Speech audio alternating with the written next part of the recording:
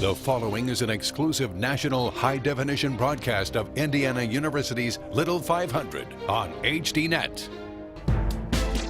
Preparation, desire, intensity, and competitive fire. One of the most exciting college traditions in America. It's the 57th running of Indiana University's Little 500.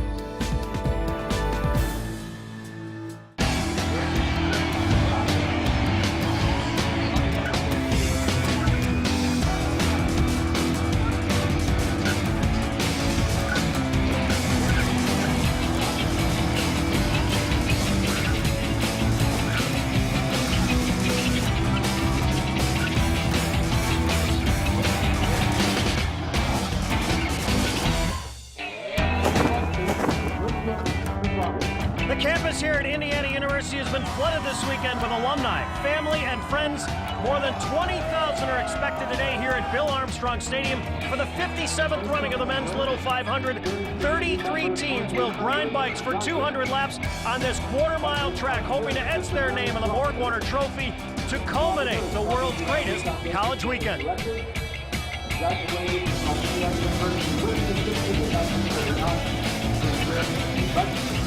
Hello again, everybody. Thanks for joining us. I'm Judd Surratt. Glad you could be with us here on HDNet. The students and riders that you will see that are going today for each of these respective teams, they have been training year-round. They have been logging thousands of miles to get ready for what has become a national spectacle, something that was memorialized in the Oscar-winning movie Breaking Away back in 1979, and it's an event that has generated at this point almost $2 million for the working students and scholarship money thanks to the IU Foundation. Well, today I'm glad to be joined by two experts in cycling. First, Jason Sonneborn, a two-time All-Star, a Bloomington native, and a man who has ridden in this race several times. Also, 2000 U.S. Olympian Dylan Casey, a guy who is also a former teammate of Lance Armstrong on the U.S. Postal Service team. And Jason, being a Bloomington native and an all-star in this race, former president of Riders Council, what makes this event so special? Well, it is the world's greatest collegiate bike race. There's no question about it. It's 57th year, 20,000 fans. It's the student athletes, the alumni, and the pageantry. It really makes it special. It's a tradition here. Dylan, as we saw yesterday during the women's race that was won by Kappa Delta, it takes skill, it takes smarts, but every lap, any lap, could determine the outcome. That's right, Judd. You know, normally people think of the race really coming down to the last lap, but it's really 200 laps of expertise being played out on the field, and we're going to watch a really amazing bike race today from start to finish, and eventually some action on the last lap. This Little 500, obviously very rich in tradition. It's a race that dates back to the early 50s. Let's take a look at the history of the Little 500. To help those that help themselves. That was the theme of the first Little 500 in 1951. The brainchild of IU Foundation Executive Director Howdy Wilcox, the first Little 500 was inspired by a bike race held between dorms in May of 1950. Wilcox witnessed the competitive enthusiasm of the students and thought it would be great to harness that energy into a campus-wide event that could financially benefit working students. With the firm endorsement of University President Herman Wells, the wheels were put in motion for the first Little 500 to be held in May of 1951. Wilcox decided to pattern the event after the Indy 500 auto race. That event was special to all Indiana natives, but particularly to Wilcox because his father won it back in 1919. Like the auto race at the Brickyard, the first Little 500 was a 200-lap race with 33 competitors lined up in 11 rows of 3 at the start. However, the total distance was a more manageable 50 miles instead of 500. Today, an exact replica of the BorgWarner Indy 500 trophy is awarded to the winner. In 1952, Bill Armstrong took over as the executive director of the IU Foundation, a post he held until 1983. He guided the race through its formative years, building it to one of the great college traditions in the country. An event so compelling that another Armstrong, 7-time Tour de France champion Lance Armstrong, called the Little 500, quote, the coolest event he's ever attended. There have been some changes to the race through the years, but the most important aspect, that of fundraising, has remained the same, and by 2003, the Little 500 surpassed $1 million raised for student scholarships. Although many refer to the Little 500 as the world's greatest college weekend, perhaps the phrase coined by Howdy Wilcox at its inception is most appropriate: the philanthropy on wheels. Well, you saw some of the greats there. You saw Bill Armstrong and Howdy Wilcox. Today it's Kurt Simic and Jonathan Purvis who are providing the leadership that makes this possible. Dylan, it doesn't surprise me that Lance said this was the coolest event he's seen. Other than Tour de France, Giro d'Italia, this is the bike race. Absolutely, Jason. You know, we got into town the other night and you could feel the energy with all the parents and family and friends, alumni, flooding into this town of Bloomington to get ready for this race. And it's all coming to the penultimate today. And we're going to see some amazing action, not just from the athletes, but from the fans and everybody that's involved. It's just an amazing event with an amazing legacy. There's one Indiana family in particular that's been a part of this race since its inception in 1951. The Blackwell family has had 3 generations ride in the Little 500. Today it will be C.T. Blackwell V who will be riding for the Black Key Bulls, one of today's favorites. I am Chap Blackwell. I'm Chappie Blackwell. And I'm C.T. Blackwell. We are Chapman T. Blackwell. Will the real Chapman T. Blackwell please stand up? I did compete in the first race in 1951. We qualified second for the race and finished second, and we were very proud to have done that. And then qualified with the team in both the 1952 and 1953 years. I was graduate school in 1954. I missed the 1955 race, and I didn't miss one after that until 2 years ago. So I will have attended 55 of the 57 races. It's really been a lifelong thing for me. As a matter of fact, I met my wife at the first Little 500, and after the race, we were invited to go to a banquet in Indianapolis to honor the team, and that's where we met, and 3 years later we got married. Fortunate enough, in '79, I was on steering committee. That year we ran the 2 races because of the filming of Breaking Away. It was very exciting. I even had an opportunity to drive Dennis Quaid around in a parade in a convertible. I mean, it was just a large time for all of us. There's a lot of history involved. I came to it as a kid all the time and always told them if I ever came to IU, I'd compete in it. It was a great way to make a big campus seem smaller and good way to make a lot of friends real quick. After I got out of the service, I came back to Bloomington to figure out where I would go to work. In doing so, I met again with Bill Armstrong, and Bill invited me about 3 years after that to come in and be the assistant starter with Howdy Wilcox. So I then really picked up on it again by being the assistant starter for about 14 years. And then I was the official starter for 20 more after that. 2000 was my last race that I did, and then part of that interim, Chap here was my assistant starter. In 2001, I had the opportunity to start the race and really irritated the poop out of him because I got my face plastered on the front page of the Bloomington Herald Telephone, which my mother brought the next morning after starting the women's race.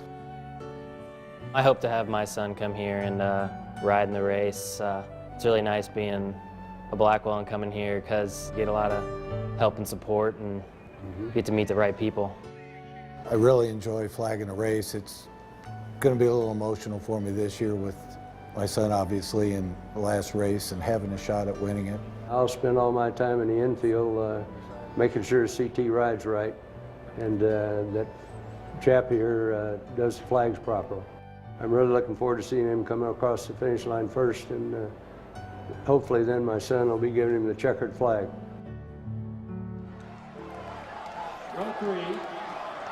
Here you take a look at C.T. Blackwell V, who is riding for Team 6, the Black Key Bulls, one of the favorites in today's race. His grandfather, as you just saw a moment ago, raced in the very first men's Little 500 here in 1951, and it'll be that man's son who's going to be waving the flags to start the bikes today. Stay with us for more. You're watching HDNet.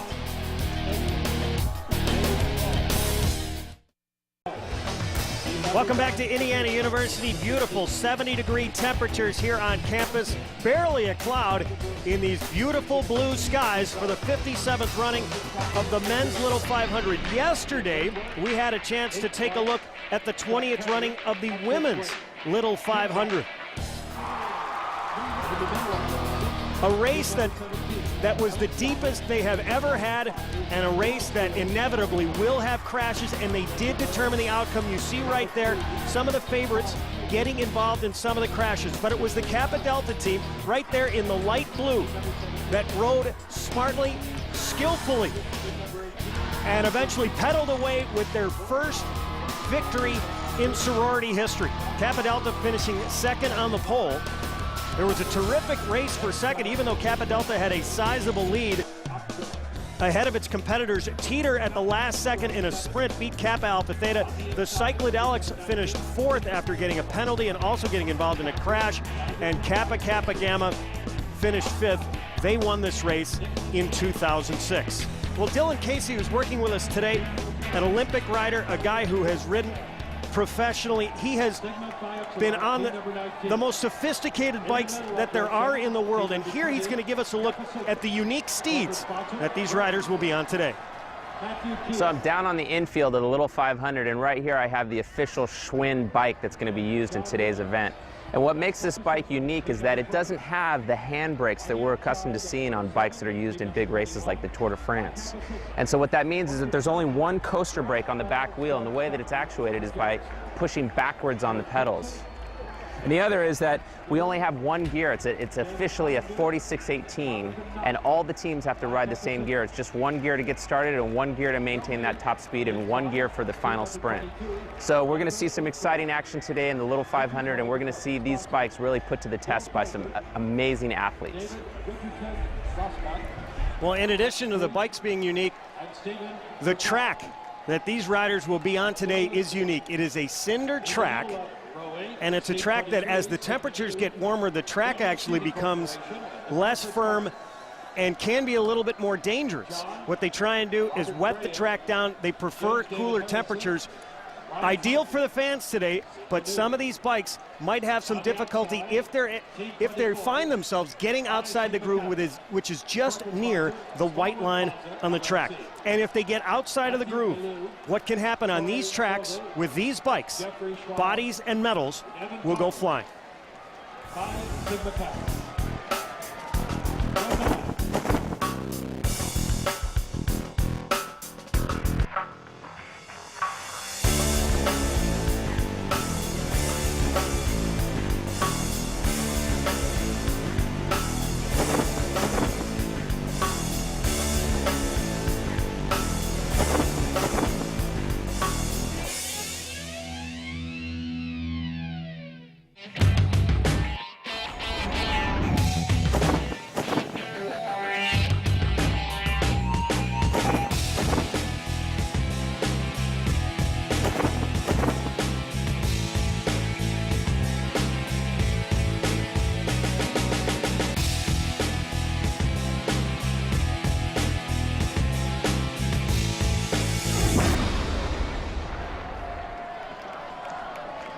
Dylan, the teams to watch today will all try and avoid what we just saw a moment ago, those crashes, because crashes could eventually, no matter how hard they work, eliminate them from the race. Here are some of the favorites today. The Cutters will be wearing white after winning the Spring Series. Dodds House, also one of the favorites by some of the experts who watch this race on a regular basis. You know, Judd, you're right, and winning this race isn't always just about today. It's also about the qualifying events, because that's what determines where your pit is, and that can make the world of difference between trying to, change a rider at the right place and the right time in the race. And like you alluded to, being qualified up in the front is really important, so you're not stuck in the field and get involved in some of these chain reaction crashes that we're going to see today. One of the other teams to point out, the Phi Deltas at the bottom. Phi Delta Theta, 3 all-time wins. This is their 50th Little 500, and this is a team that is back in the race for the first time since '04. So they are definitely a team to watch. Standing by downstairs, Jason Sonnenborn is with an all-star rider, Hans Arneson, who last year lapped the field for the victorious ATO team. Hi, I'm Jason Sonnenborn. I'm here with Hans Arneson. He absolutely dominated the race last year for Alpha Tau Omega. Hans, your team is not in the race this year. In its absence, what teams do you like today? I think there's a handful of teams that are going to be contending for the race. Sprinting at the lap 200, it's going to be Dodds, Cutters, Black Key Bulls, maybe Faisai. I think those are my 4 favorites for the race. Okay, Hans, you obviously dominated the race. You put a lot into it training-wise. How hard do these guys train in the spring, you know, hours and miles? Well, you commit yourself year-round, actually, to training for something like this. You structure your training specifically for this race, working from 15 to 20 hours a week, riding and maintaining a healthy diet, but then you're also still going to school. You're a full-time student here, so it's a lot of work, and it's pretty hard to balance it out, but these guys are amazing athletes and really put it together, and you're going to see that today. Okay. You certainly did a tremendous job last year. What did the win do for your house, Alpha Tau Omega? Well, it really brought up a lot of riders wanting to try out and continue with the program. It's just unfortunate that they didn't qualify in this year's race. It kind of hurts the momentum that we had going, but really got everybody amped up and ready to go again. They're psyched for next year. They're going to be here and they're going to be contending, that's for sure. Sure, Alpha Tau Omega with a couple wins. They'll be back soon. Congratulations last year, Hans, and we're on to a great race this year. Thanks, Jason. This is the first time that a past champion has failed to qualify in the history of the race. And Dylan, very quickly, because we're about to have the invocation, that has to be a relief for a lot of the riders who will be competing today. Well, absolutely. You know, the favorites are always looked at as the possible champion for the next year, and definitely whenever your biggest competitor is eliminated before the race even starts, you're pretty happy about that.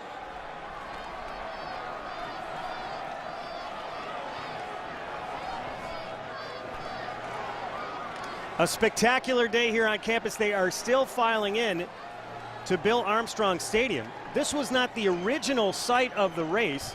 Originally, it was at the 10th Street Stadium. The first year for the race here at Bill Armstrong Stadium was 1982.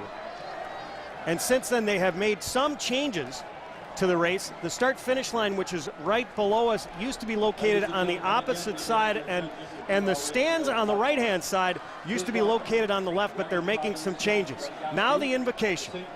Catholic Center. He'll be offering today's invocation. Let us pray.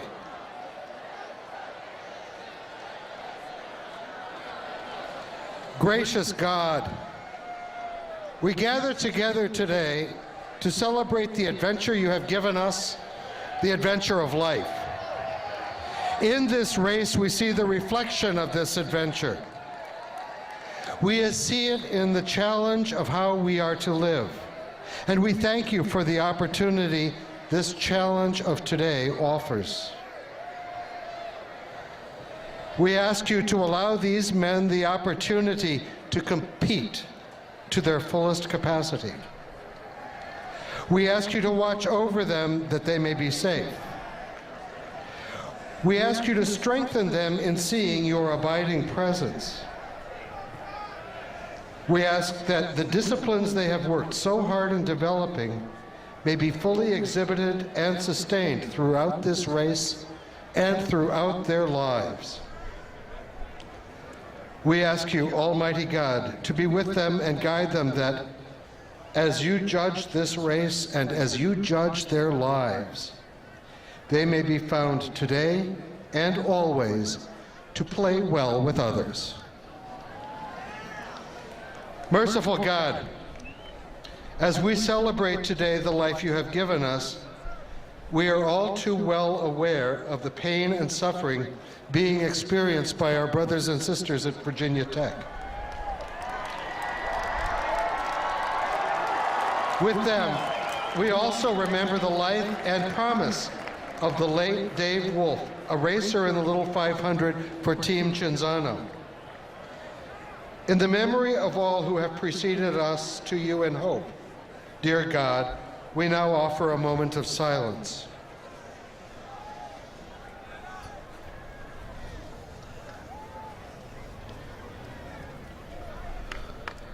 As the warmth of this day enfolds us, loving God, allow us to feel in it your presence, your guidance, and your protection.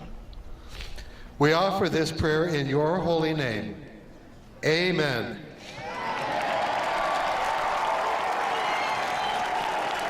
Presenting your colors today, the Pershing Rifles Color Guard from Indiana University. Indiana's Pershing Rifles is a competitive drill and honor squad that consistently ranks high nationally in competition. And as you've been seeing coming from the sky, Skydive Greensburg carrying the American flag. Please join our riders and coaches in celebrating America's freedom, those who now protect it, and to honor those who have made the ultimate sacrifice. Ladies and gentlemen, we introduce Corey Fry, our featured soloist for the 2007 Little 500. Corey, a senior from Indianapolis and a member of IU Acapella's group Straight No Chaser, will present our national anthem.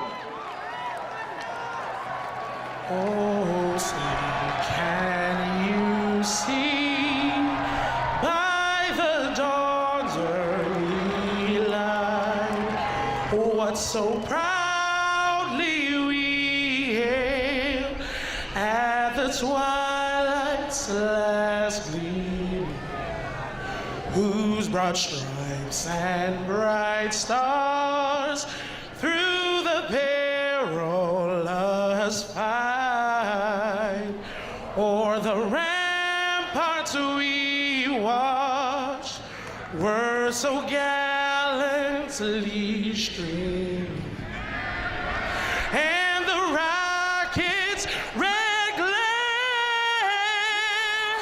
the bombs bursting in air, gave proof through the night that our flag was still there.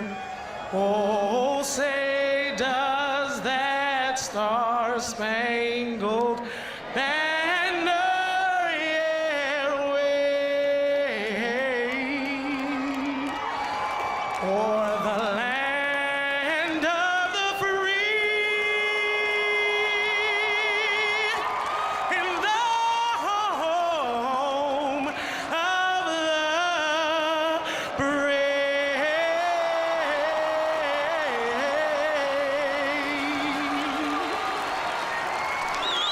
Corey Fry.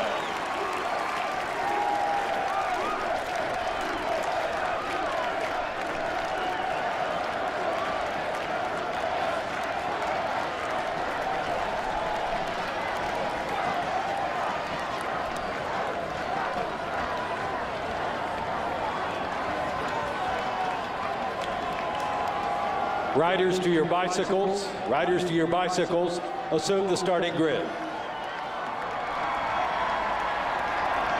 As the starting riders come to the start-finish line and we get ready for racing, here is Indiana University's nationally acclaimed a cappella group, Straight No Chaser, with Back Home Again in Indiana.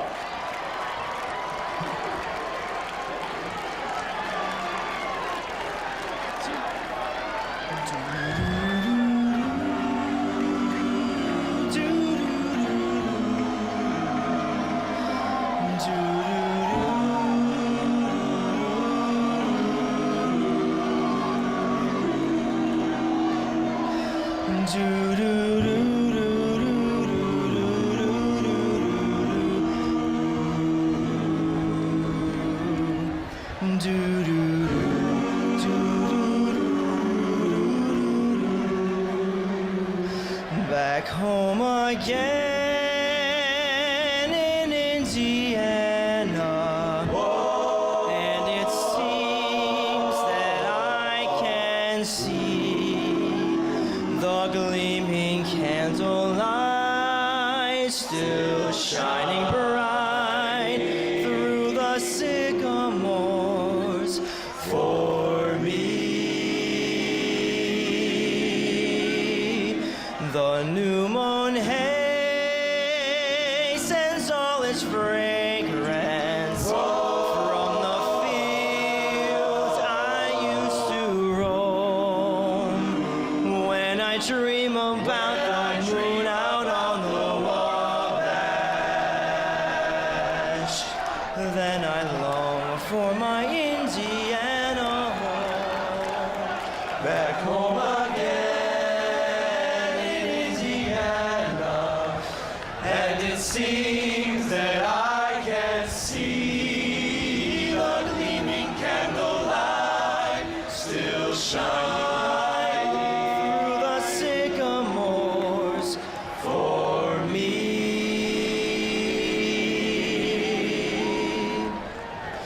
The new Monet sends all its fragrance from the fields I used to roam. When I dream about the moon out on the Wabash, then I long for my Indiana.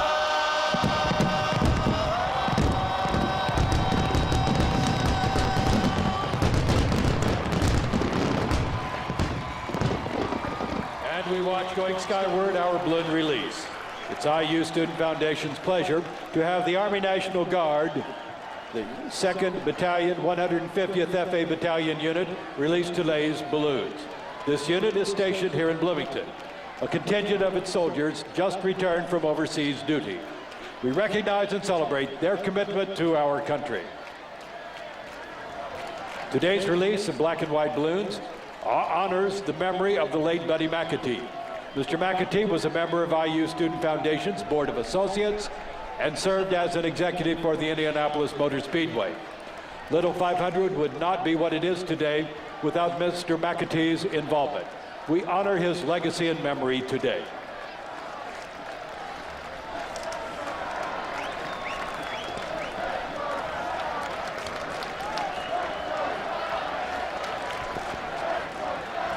If you're in the infield and not official in the credential as a participant or official, please move to the grandstands, the spectator area.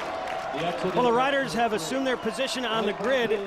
This race is modeled almost exactly after the Indianapolis 500, so 11 rows, 3 riders abreast.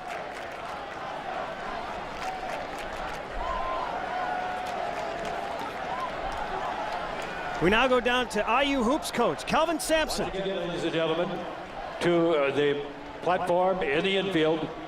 They made the NCAA second round this year. Please greet Indiana University head men's basketball coach, Kelvin Sampson.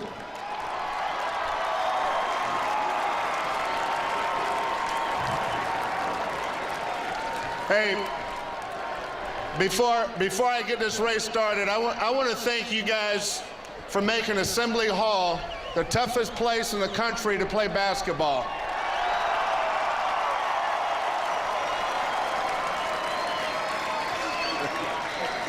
And I can't wait till next year that we take it to another level. Okay. To the riders. Ride smart. Keep your head up. Good luck and Godspeed. Now for the words we've been waiting to hear. Gentlemen, mount your Schwinn bicycles.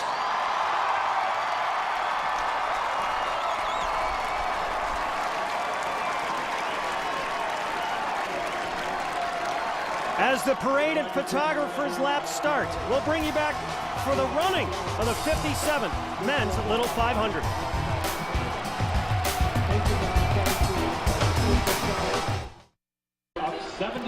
As they continue the parade laps here to get ready for the 57th Little 500, let's take a look at some of the teams and how they stack up in their rows.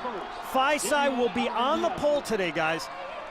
And Judd, they always qualify well. The true test is, can they be a race contender this year? I know that they are. Let's see how they shine today. Cutters will be in row 2, and already we've seen some faking and some strategy. Sure, Cutters with seven wins, coached by Jim Kirkham and Jay Paulsgrove, Jason Fowler. Great team to watch today, incredible talent. Black Key Bulls, one of the teams we've also talked about, in addition to Team Major Taylor, who a couple of years ago wrecked all over the track. Sure, Team Major Taylor's known for bringing in a lot of track riders into this race. They start the race with Ali. Look for him to really move up quickly from where they are. Dodds House, 2 wins all time in 05 and in 98, and already they are starting to cut some deals. An incredible team, really 4 strong. And them and Cutters, Black Key Bulls are going to make a great race today. The pace lap is about halfway through. As you take a look at the rest of the field, Team Cinzano lost a key rider. There are some fraternities and organizations that are in the race for the first time, including on some of the last rows. Team Sofa from the School of Fine Arts. They come around turn 4. The green flag waves. And the 57th running of the men's Little 500 is underway. And the adrenaline is high right now. You can see Phi Kappa Psi, Eric Stuyachik really taking the lead right from the start. They want to control this race, and the pace is hot, the pace is fast. That's one of the things that was talked about earlier, and I have to give credit to Alex Innan, who's up here as our spotter, that a deal was cut between Dodds House and Phi Psi that Dodds House would take the early lead. Well, maybe Phi Psi wanted a little help right from the gun, right? So Dodds House, a really, really strong team with Chris Chartier on the bike. He wants to come up and take a couple strong pulls early. Very briefly, 200 laps. It equates to just over 50 miles. The men must exchange at least 10 times, and this was almost an issue last year because Hans Arneson rode 138 of the 200 laps. They actually had to rush to make sure that they got to 10. It was an amazing performance last year by Hans. I don't think you'll see anything like that this year. It really takes 3 or 4 strong riders to win this race, good exchanges, and great coaching and great athleticism. Yeah, you know, there's a whole staff below us in the press box of the race organization who keeps track of every single team, doing every lap, every exchange, and making sure that they comply. And if they don't, they actually have to serve penalties. Cutter's here out to an early lead. In 35-second laps right now, and you can see it's kind of strung out. The guys are riding hard. That was Alex Bishop, a winner of Missing Out here. Certainly a great rider that wanted to come up and take a pull early.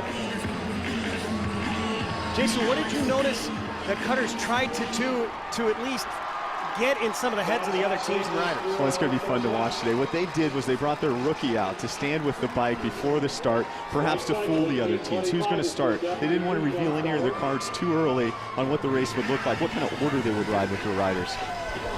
Do you find it surprising that Phi Psi would cut that kind of a deal with Dodds House, just for the very fact that if you're not in front, that you have greater danger that a crash can occur and take you completely out?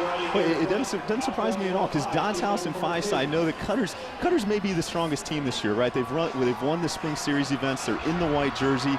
Look for Dodds House, Beta Theta Pi, Phi Kappa Psi, Fiji to kind of team up, and they're going to try to sit on Cutter's wheel and do things to counter what they do. Had a chance to talk with Chris Chartier just before the race, and one of the things that he liked about this team, we only lost 1 rider from last year. We were second in the team totals. We are 4 deep. We ride smart, and we are there every year. Well, you know, you see the field now. It's starting to spread out a little bit, get, you know, gutter to gutter as we call it, and that's really when the crashes start to happen. And the riders are really going to want to try to string it out, as we see the rider on the front right now, really taking a dig to kind of keep it fast. And that's Isaac Neff from Black Key Balls. The kid has a ton of talent. He's 20 years old, started out with a mountain biking background. He just wants to race. He told me he wants to be a Category 2 racer by next year. Wants to move on and do great things in the cycling world. He's really stringing it out right now. Look at that single file line. He's pulling a 34-second lap. But why at that point is he looking over his left shoulder? He's trying to break it up. He wants somebody else to pull through. He did 1 hard lap. He's looking for Phi Psi, Dodds House, the team in purple, to pull through and to keep the speed really high. Yeah, that's right. We see, you know, the riders are going to take like half lap, quarter lap pulls, pull off, and then look to try to get back in on about 3rd or 4th wheel. That's really the ideal position right now. So you're not caught up in the crash, but you get a little bit of a draft. And right away, I can see Phi Psi, the team in green, they took about a quarter of a lap pull. I don't think he's that confident in his team right now. He didn't want to pull too hard. He's looking to sit in a little bit and rest up, whereas Cutters, Black Key Bulls, they really want to make the race fast. They think they have a very, very strong teams. Sure, and if you'll notice, kind of sneaking around in the top 10 is the rider from Major Taylor. And there's been a lot of controversy over the years that they're a team that doesn't really do a lot in the first part of the race, doesn't do a lot of pace making really with the idea of sitting in and drafting as much as possible. But you know, it's a strategy that they've used, and you know, who knows, it might work for them this year. It's dangerous. Yeah, Team Major Taylor, the team in pink, they're about, you know, what are they doing? 15 riders back, kind of sitting, and we saw yesterday how that could be dangerous. Yeah, that's right, because when the field starts to slow down and bunches up and gets gutter to gutter, that's when the crashes happen. So if you're not in the very front, you know, you get caught in these chain reaction crashes, and then you're full of cinders. Guys, yesterday, almost identical temperatures, but less wind. How will that impact today's race? Well, you know, it's a longer race. We've started a little bit earlier in the day. I think on the closing laps, maybe the last 50, we'll see the wind picked up, and that'll really make a difference on how the final laps are played out. We're through 8 laps right now, and the lead, as I'm sure it will change alternately quite a bit throughout these first few laps until the field starts to separate itself, or we see some crashing. You know, we haven't really seen a lot happen yet in the race. You know, guys are getting to the front. A few guys have taken some hard pulls, but for the most part, it's still bunched up. I think everybody's looking around trying to see who's going to make the first big move. And we'll see this as the day goes on. The race kind of has a flow. It'll slow down, speed up, slow down, and then until something really big happens. And that's one of the unique things about this bike race is that the exchanges and the riders are going to change and use teamwork throughout the day. So each exchange is like a miniature race packed into one. So you get to see that the strategy and what a rider's going to do on each individual set. Yeah, you know what's unique about the Little 500 is, yeah, you have teams of 4 riders, but you have 33 individual guys out on the field at any one time. So you don't have anybody to rely on. It's you against the whole field out there. So you got to really pay attention to what's going on. What are the other guys doing? How much longer, how many more laps do you have in your set? Is your next guy ready to do an exchange? And how is that going to affect, you know, the outcome? You know, or is another team going to do an attack right when you're doing an exchange? You really got to pay attention. It's really like, you know, chess. Guys, how many laps does it usually take where some of the favorites start to separate themselves from the teams that are long shots? Every year it varies, Judd, and that's really the exciting thing about this. Last year we saw Hans Arneson from Alpha Tau Omega win the race in the first 50 laps. Well, that doesn't happen very often. I really look for an exciting finish today. We may see a breakaway by Dodds or Cutters, but it's likely to come down to a sprint. We're going to see Dodds makes its first exchange. You know, we also saw Fiji kind of get off the front there on that last lap, and he did an exchange with his teammate, and his teammate was able to jump right back in on the back of the field, which is an ideal way to do an exchange.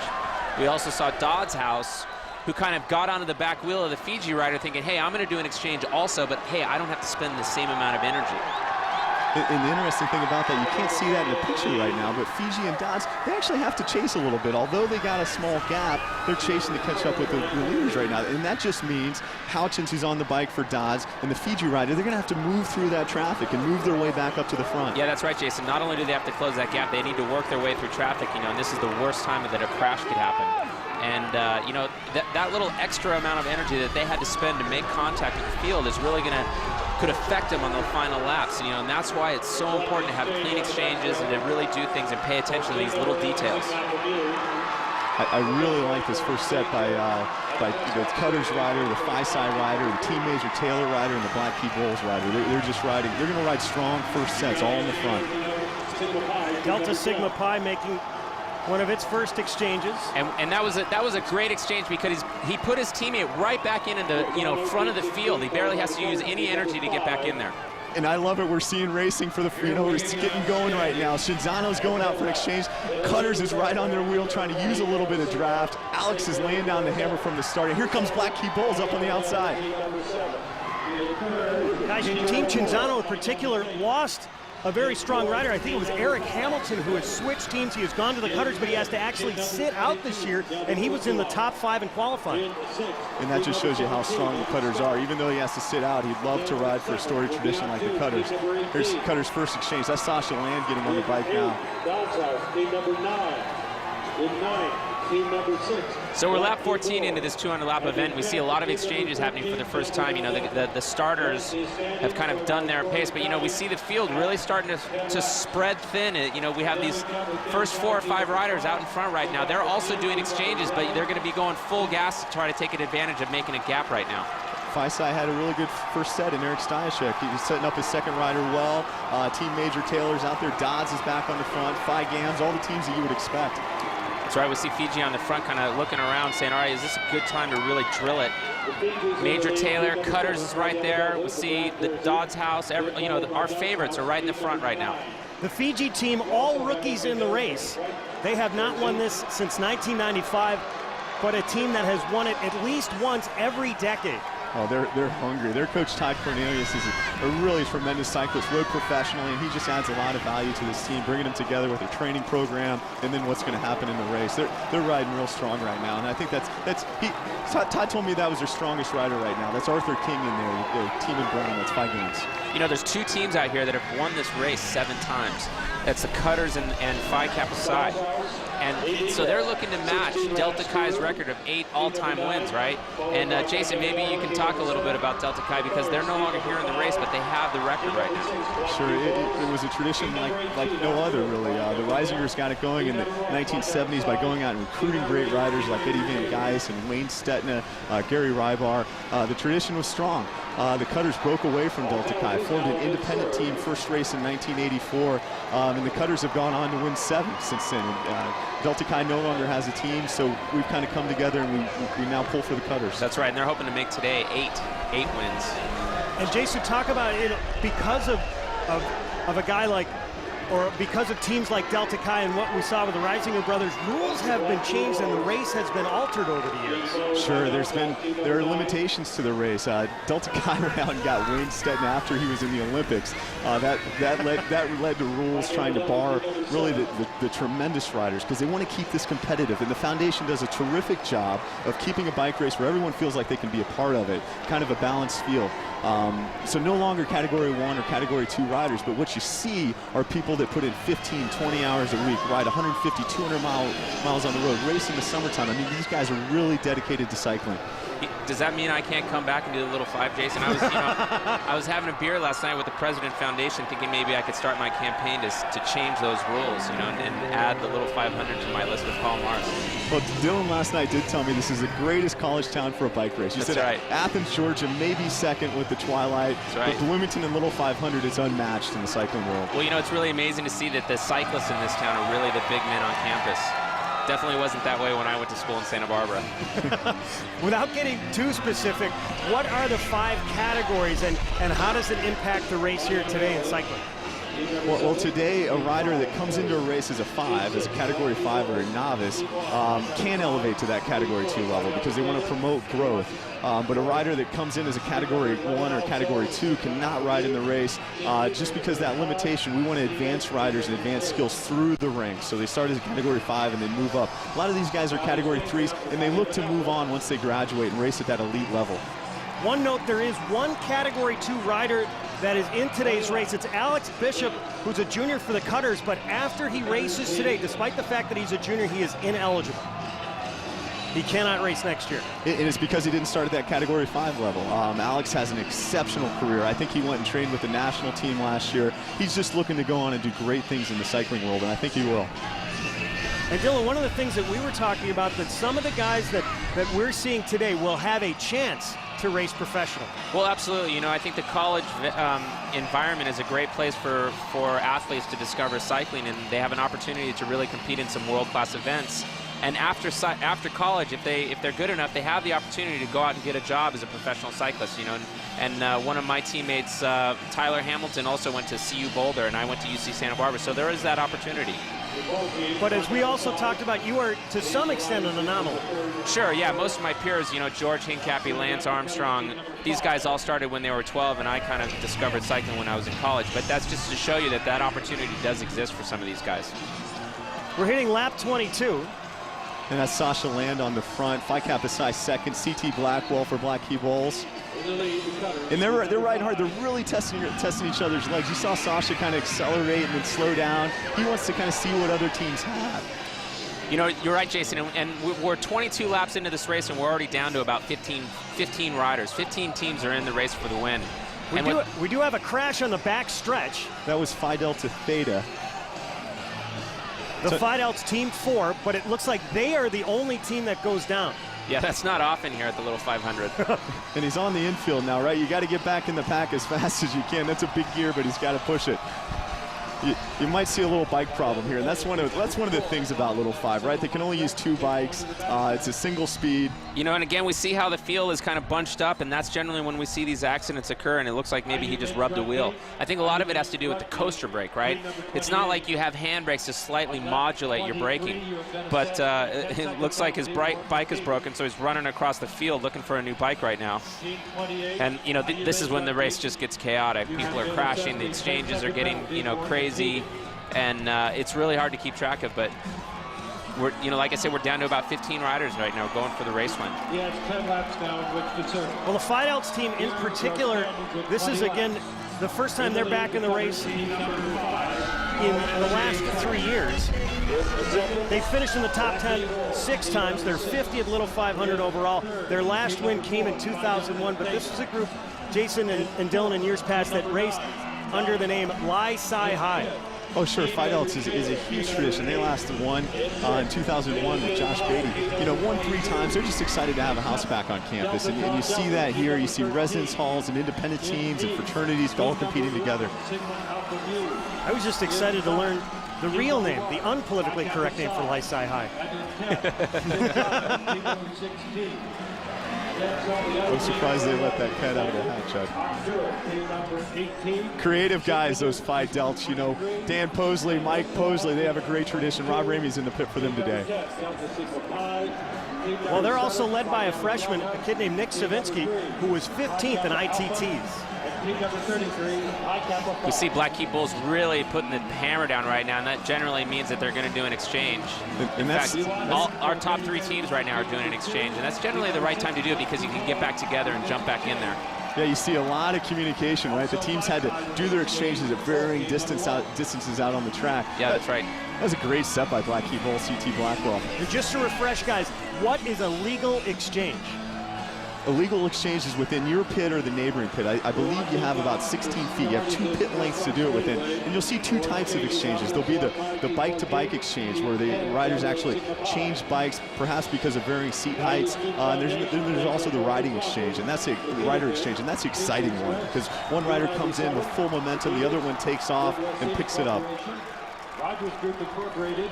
Well, you know, another rider, it looked like he was trying to come in for an exchange and got overlapped.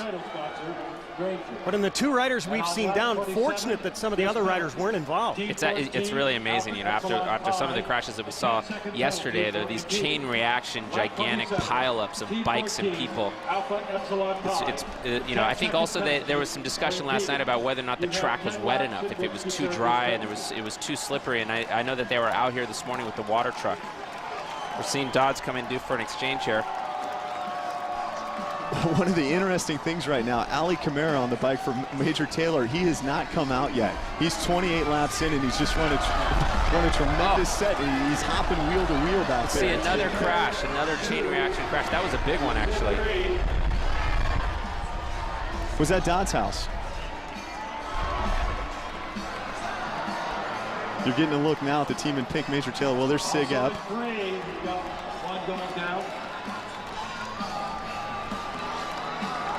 Well, here we go. The Dodds House rider, it's difficult to tell. Yeah, it's hard to see. But but look, Dodds was doing an exchange and had to ride up around the outside on the rail right there. It's a good move for him not to crash. Interesting one on the outside, huh, Dylan? Yeah, definitely don't want to go on the outside unless you have to. How wobbly is it out there? Well, you know, the bikes are loose, like Dylan said, no hand brakes, single gear. I mean, Schwinn makes great bikes, but the track conditions are really going to play a factor today since it's warm and dry. The track gets kind of rutted out and the cinders are loose. Just one of the unique, wonderful things about this race is that it's on a cinder track and it's been going on for 57 years. There's Black Key Bulls. Great exchange, you know, he was put right back in on the tail end of the field there, so he doesn't have to burn up a lot of matches trying to get back in. But you know, the race is completely blown apart right now. I mean, we look like we have about 10 teams in the lead lap, and Black Key Bulls is doing an attack right now, looks like. They just did an exchange. Black Key Bulls doing a burn. Black Key Bulls in second. We're about 30 laps into the 57th running of the men's Little 500. Still plenty to go on a spectacular day from Bloomington, Indiana. Stay with us here on HDNet.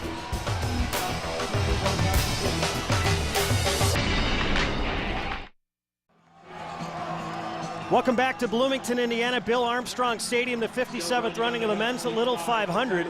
And right now, Cutters and Black Key Bulls for the moment have a gap, a decent-sized gap ahead of the rest of the peloton that is still riding here in the race. But there is plenty to go. There are 33 teams in today's race, and one of the fan favorites today will be Team Sofa from the School of Fine Arts. And some of these guys met in sculpture class, and that's where we caught up with them. You know, Jed, we're Team Sofa, and we're at the metal shop at the McCullough School of Fine Arts. Team SOFA came about because a teacher of mine, during last semester, we were just kind of talking, and we wanted to form a team. And this semester, we actually were sitting around and we were like, let's make this happen. So 3 weeks into it, we got a couple guys in the class to become a part of it, and Team SOFA was born. My teacher, we decided to make t-shirts, and he wanted pink, and I had the idea of putting a sofa on it, and I just thought that it'd be funnier and goofier if it was just like a love seat sitting there. SOFA stands for School of Fine Arts, and a lot of people thought that we were lazy, a bunch of guys who just formed a team, but it's really an art school kind of thing. Part of the reason we started to sell shirts is to get some money and some funds together to maybe put together another team next year. The shirt sales have been crazy. Like, everybody wants this, and I don't know, who doesn't like the underdog? 56th annual Men's Little 500 is underway from the campus of IU. I really think it's cool to have a team for the School of Fine Arts, because as a spectator the last couple of years, I've just kind of rooted for, you know, independent teams because I wasn't part of a fraternity. And I think that it's a way that a lot of people within the School of Fine Arts who do bike too have somebody to root for, and it's really nice to be a part of something that, you know, you threw together. Right before qualifications, Danny, the most quiet of us, freaked out on everybody and just started screaming so loud that we didn't know what to do but scream right back. And so we took that on the qualifications and we put it up on the board and got 27th when we were thinking maybe 30. We have our first wreck. Many erasers are down. Now that we're in it, it's great. It's really exciting, but at the same time, it's nerve-wracking that we got to go through this 2-hour race and not break ourselves. This time, it's really cool to be able to say the senior year, I mean, we got a team together and we're part of the Little 500. I mean, it's such a huge deal here at this school, and to be able to say that is a really cool thing. I want to tell my kids, your old man started this team, and come back and see that they're actually competitors in, you know, 10 years or 20 years, and see that they've won it or placed in the top 5. That would be the most amazing thing I could ever think of. You may not win the race, but we hope to win the pitboard competition because, I mean, it's a painting and we are the School of Fine Arts. Nick Just, who's on that team, a sophomore from Fort Wayne, Indiana, he said, we really decided Super Bowl Sunday to form a team. We had only 10 weeks of training. He said, not only are we the underdog, we're the underdog's underdog. You know, while we were away, we had this crash happen, right? It looks like just a chain reaction right at the front. It just overflows over into the pit, and you could see guys just jumping out of the way. And 3 exchanges happening at the same time on the outside. That was something. Yeah, you know, and Cutters and Black Bulls there, they're starting to get a gap, right? Oh. Well, and that's a case of safety. That's a team that's not on the lead right there. They're a lap team. They need to move to the outside. For future years, all the future riders that we're going to have need to get the disciplines down. Well, you know, and these guys are out there yelling and screaming too, like, get out of the way, I'm coming up, you know, coming up behind you on your left. Sure. And always pass on the inside. That's kind of the rule of thumb. The slower riders move to the outside. Here comes Cutters in for an exchange. You saw that, Dylan. It looks like it's going to be a bike-to-bike. Yep. Dave Coughlin to Sasha. You see the touch. And the next rider wants to get it up to speed and get right back in there with the leaders. It looks like Fiji still on the front. Black Key Bulls, Beta.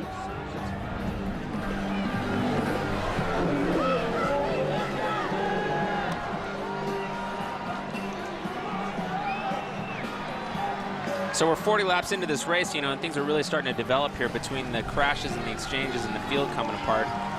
It's, you know, it's hard to keep track of who's where. I mean, we have a couple of riders in this lead field here that are actually a lap or two down.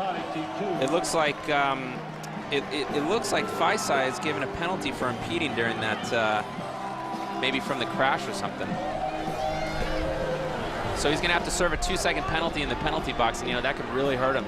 The other teams know about that. If the coaches hear about that, and tell their riders to really drill it while they're serving their penalty, you know, they could take advantage of that.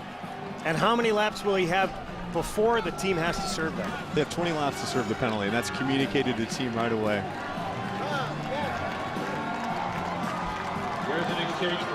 So yeah, so the coaches are going to really have to pay attention to the right time to serve that penalty, because it'd be the difference between winning and losing or being completely out of the race. Sure. Sigmason, who's on the bike right now for the Cutters at the lead of the pack, is a swimmer here at Indiana. Yeah, Paul, they tell me Paul just gets better every day.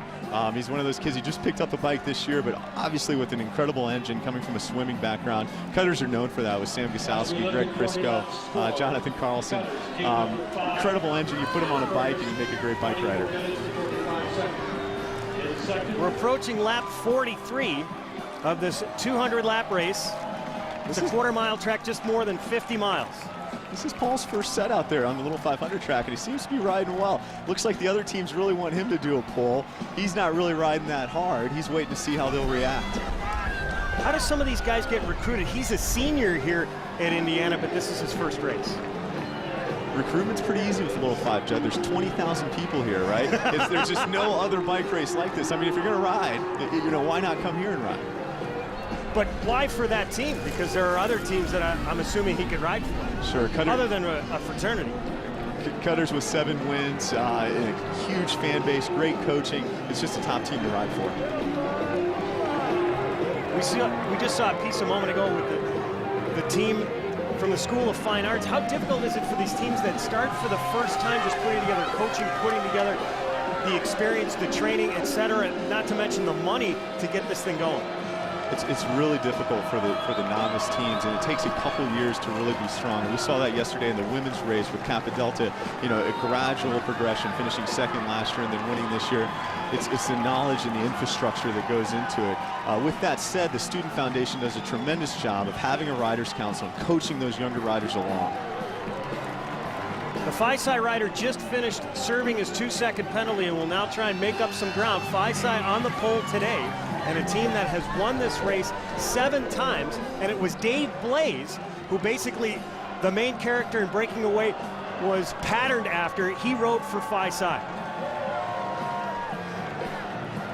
You know, Cutters on the front right now really drilling it because they know that that Phi-Psi just served a penalty, so they're going to try to make them hurt a little bit.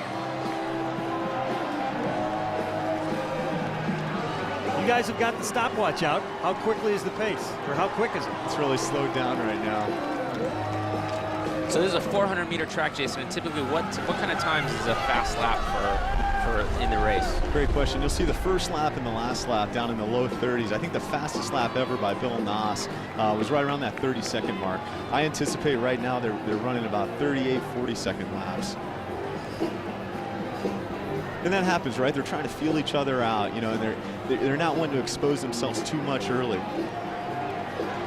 You know, we see Major Taylor, they're sitting back in about 8th position, and they haven't taken a pull all day.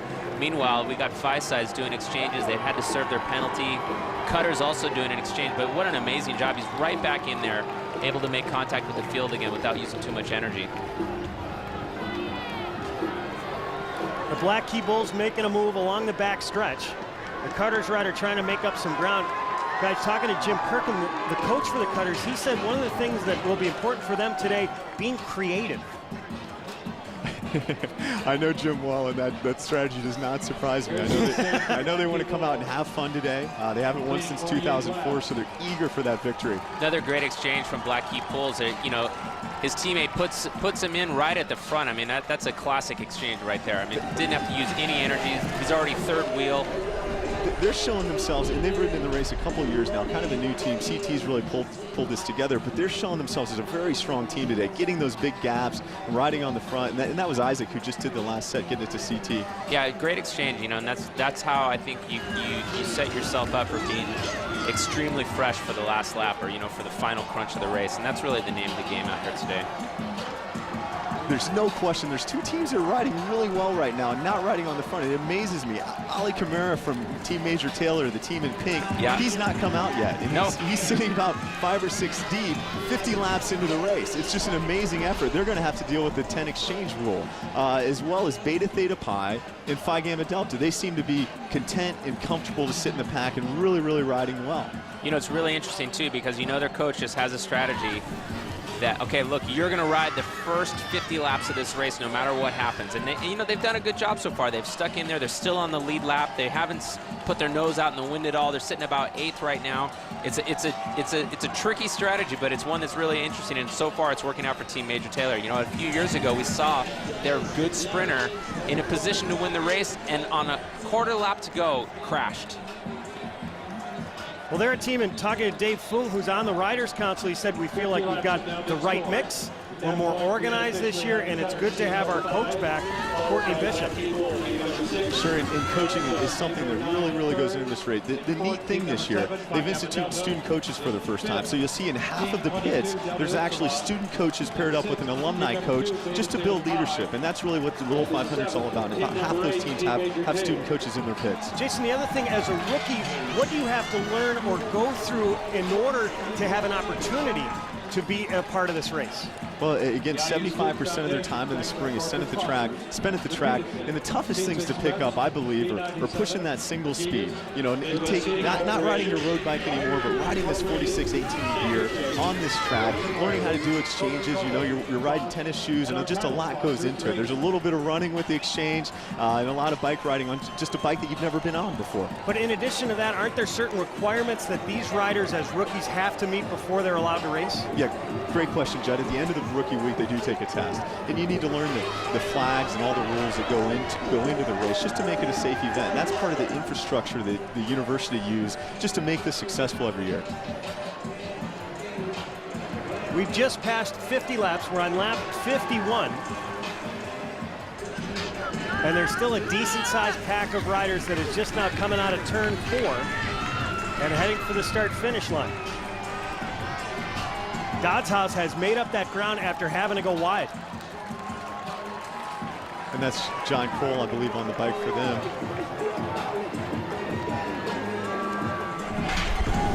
Dodds House won this race in 05 and in 98. 2 wins all time. It's their 55th Little 500. And they are 5th in the all-time standings, and they have 2 guys who are past champions, and you'll see a demarcation if you do get a chance on our great high-def pictures on their sleeves to mark the fact that they have won this race in the past. There are only 3 riders who have that on their jerseys. 2 from Dodds House, Chris Chartier and Daniel Houchins, and 1 from Cutters, and that's Dave Coughlin. You know, Judd, something interesting to note, Fiji, which is in the brown, has been in this race 54 times. They've been in the top 10 45. They're first overall as far as rankings go, but they've never won this race. Team number 5 at 30 minutes and 55 seconds. And then Phi Gamma Delta, team number 7. I talked to some of those guys before the race, and they are all rookies, the entire team. And well, one of the things we talked about was their lack of experience, and they said, listen, we have nothing to lose. And there's nobody in this field who bats an eye when we're in the pack or trying to go by, because we're all rookies. Yeah, they're all rookies, and they do have a tremendous tradition. I really respect Dylan Wright and his knowledge, but they've won a couple times. They've won 6 times, I believe. That's right, actually. And once in every decade. No, you're right, Jason. They haven't won in this last decade. Let's put it that way. And they're hungry. They're hungry, that's for sure.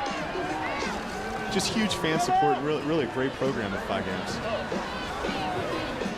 They said they were going to have about 20 former riders and coaches who were going to be supporting them today, hanging their rings over that fence. It means so much for those guys on the track to have the alums come back and support them. They'll do a number of things behind that fence. You know, you'll see them. There's no water bottles on the bike. They'll be handing the riders water, bananas. They'll be counting the laps that the individuals ride on the other teams. You know, trying to get the knowledge into the riders' heads so they know what to do at the right time. And you don't know when the right time will be. You don't know if there'll be an attack, and you don't know who will finish on the other teams. But likely at some point in this race, we're going to see some really incredible racing. People are going to start to attack. Right now, it just seems to be kind of a slow pace. They're eating up the laps.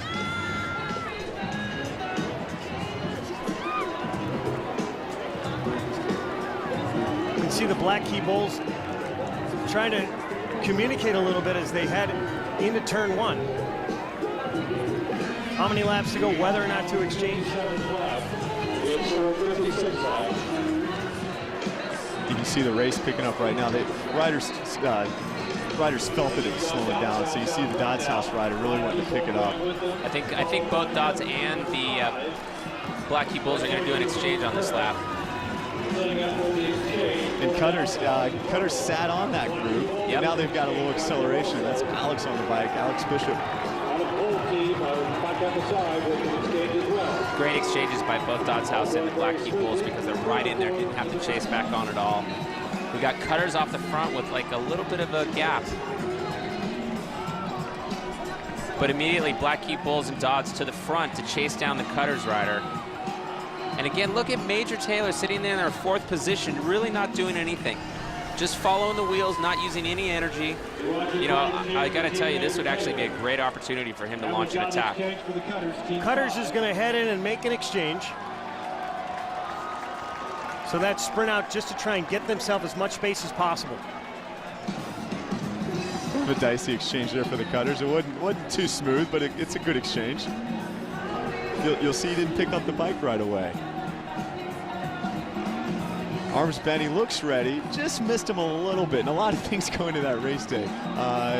It's tough to focus after you've done a long set. Yeah, but fortunately he was able to get right back in there on the end. It's definitely hard to judge the 2-pit rule when you're the last pit on the corner, huh? Maybe that's a little bit of an advantage, actually. That's why you choose that last pit. Sure.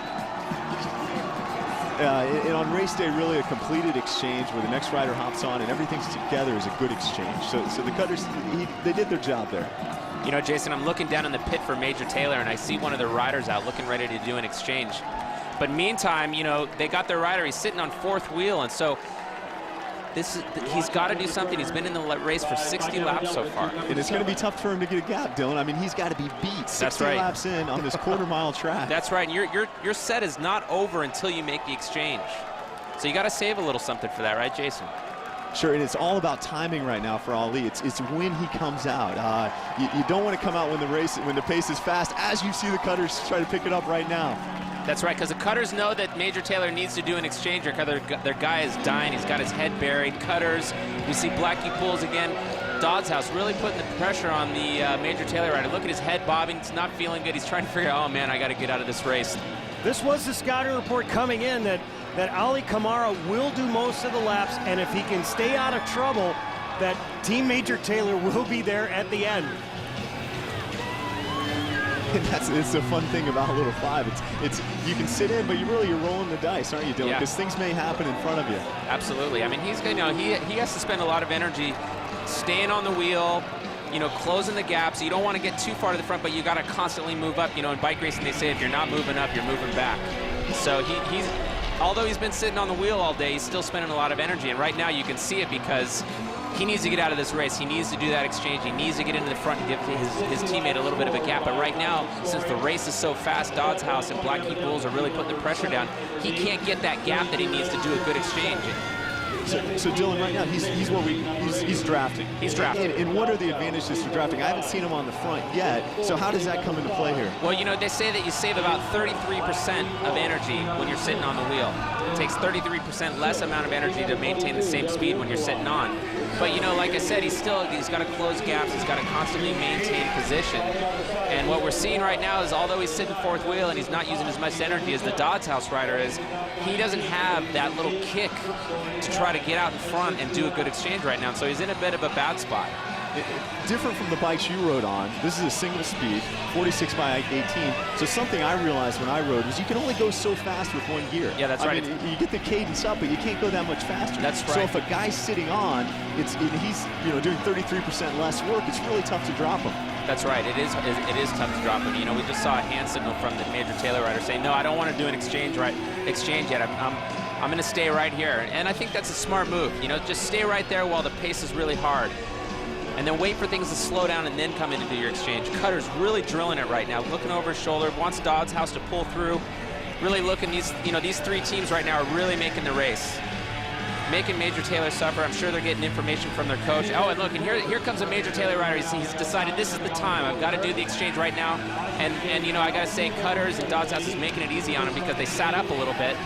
Although, beautiful set, Dylan. What he did was he waited till the Cutter rider got done with his set. There was a little bit of confusion on who was going to pull next, and then he just sprinted to the front and got that gap. That was an incredible set by Ali, 65 laps. And you could see how excited he was because he absolutely chose the right moment to do the exchange. An incredible run. Ali Kamara, junior psychology major from Los Angeles, here at Indiana University. His team, Team Major Taylor, their best finish ever, second in the race. This is their 7th Little 500. We see the Black Key Bulls coming in for an exchange. Dodds House also coming in for an exchange. That's going to be good for the Major Taylor rider right there on the right of your screen, trying to get back in. And look, you know, he's done a great job. He got back into the field. He's working his way back to the front. You know, I got to say I'm impressed with these guys. Oh, and you can see Cutters trying to open up a little bit, right? A couple teams just didn't exchange. Now they're going to push the pace a little bit. Fi-Side rider, team in green, sitting up. He doesn't look to chase right now. No, Cutters has got a gap, you know, and Major Taylor is still trying to get back up to the front. He's being smart about it. But, you know, Cutter's coming in to do an exchange here. It's a great time to do it. And just a huge gap by Sasha. Great set. He's going to give the bike to Dave Coughlin, a senior. Yeah, bike-to-bike exchange right there. He's going to be right back in at the front of the field. It doesn't get any better than that. That was a perfect exchange. That's a good position there for them. I'm really impressed with Beta Theta Pi, the team in blue, coached by John Grant. They've been on campus again for a couple of years, and they've been contenders. They're just starting to improve their program. Was this a team that raced under another name, the Betas? A couple Beta riders as well as a Delta Chi rider, when both houses were kicked off campus, formed a team named Gafambi, and they won the race in 2003. Their coach from Gafambi now coaches Betas. We got a rider down with a yellow flag, and that's a bad position because, you know, he's right there into the entrance of the corner, and so they got to get him off the track, otherwise everyone's going to crash. I hope he's okay. You can see the staff there really helping out. It looks like it's an Evan Scholars rider. That'll be Teen 17. You know, kind of the badge of honor in bike racing is a broken collarbone, and it looks like that might be the case here. Generally, when you crash and you hit your shoulder, that's what happens. I always say that there's a bike racer that's either broken their collarbone or gonna break their collarbone. And you have, correct? Oh yeah. Mine still sticks out. It's inevitable at some point in time. So we're under a caution through 68 laps. And again, the riders, what they have to do is maintain their speed and positioning at this point. So Jason, what happens to a team when you lose a rider like that? Are you able to continue, or are you out of the race? No, you're able to continue. The rider's going to go to the tent and get cleaned up and get some help, but the teams can continue on. There you see the Evan Scholar rider who was down right there.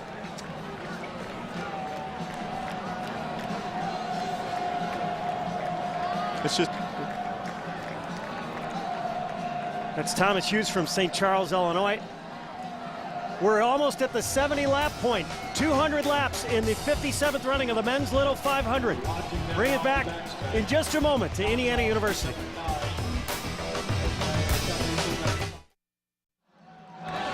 Welcome back to Bill Armstrong Stadium.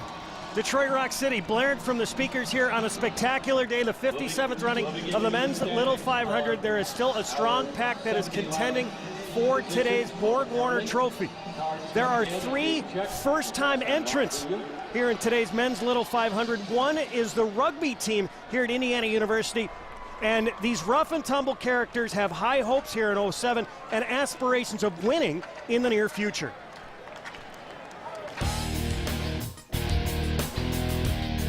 Jeff Johnson, Jason Pratt, Simon Simonsky, Hans Van Horn, Dylan Wickersham. We are IU Rugby Cycling. 3 of us are from Bloomington, and you know, it being such a big event here on campus, you know, and us being from the town, we've always really wanted to get involved, and so you know, to compete in this event, it's huge for us. The energy at the Little 5 is huge. I was here last year, and you can barely walk. I mean, they have all kinds of pre-event spectacular things that go on. People coming down from the sky in parachutes. It's amazing. We're definitely rugby guys first. I mean, we kind of decided to do the little 5 thing at the end of last fall, and it really just came together for us. But I mean, we're always going to be, you know, monsters of the pitch first. I think it's going to come down to who presented the highest level of commitment during practice, and who can really stay with the pack.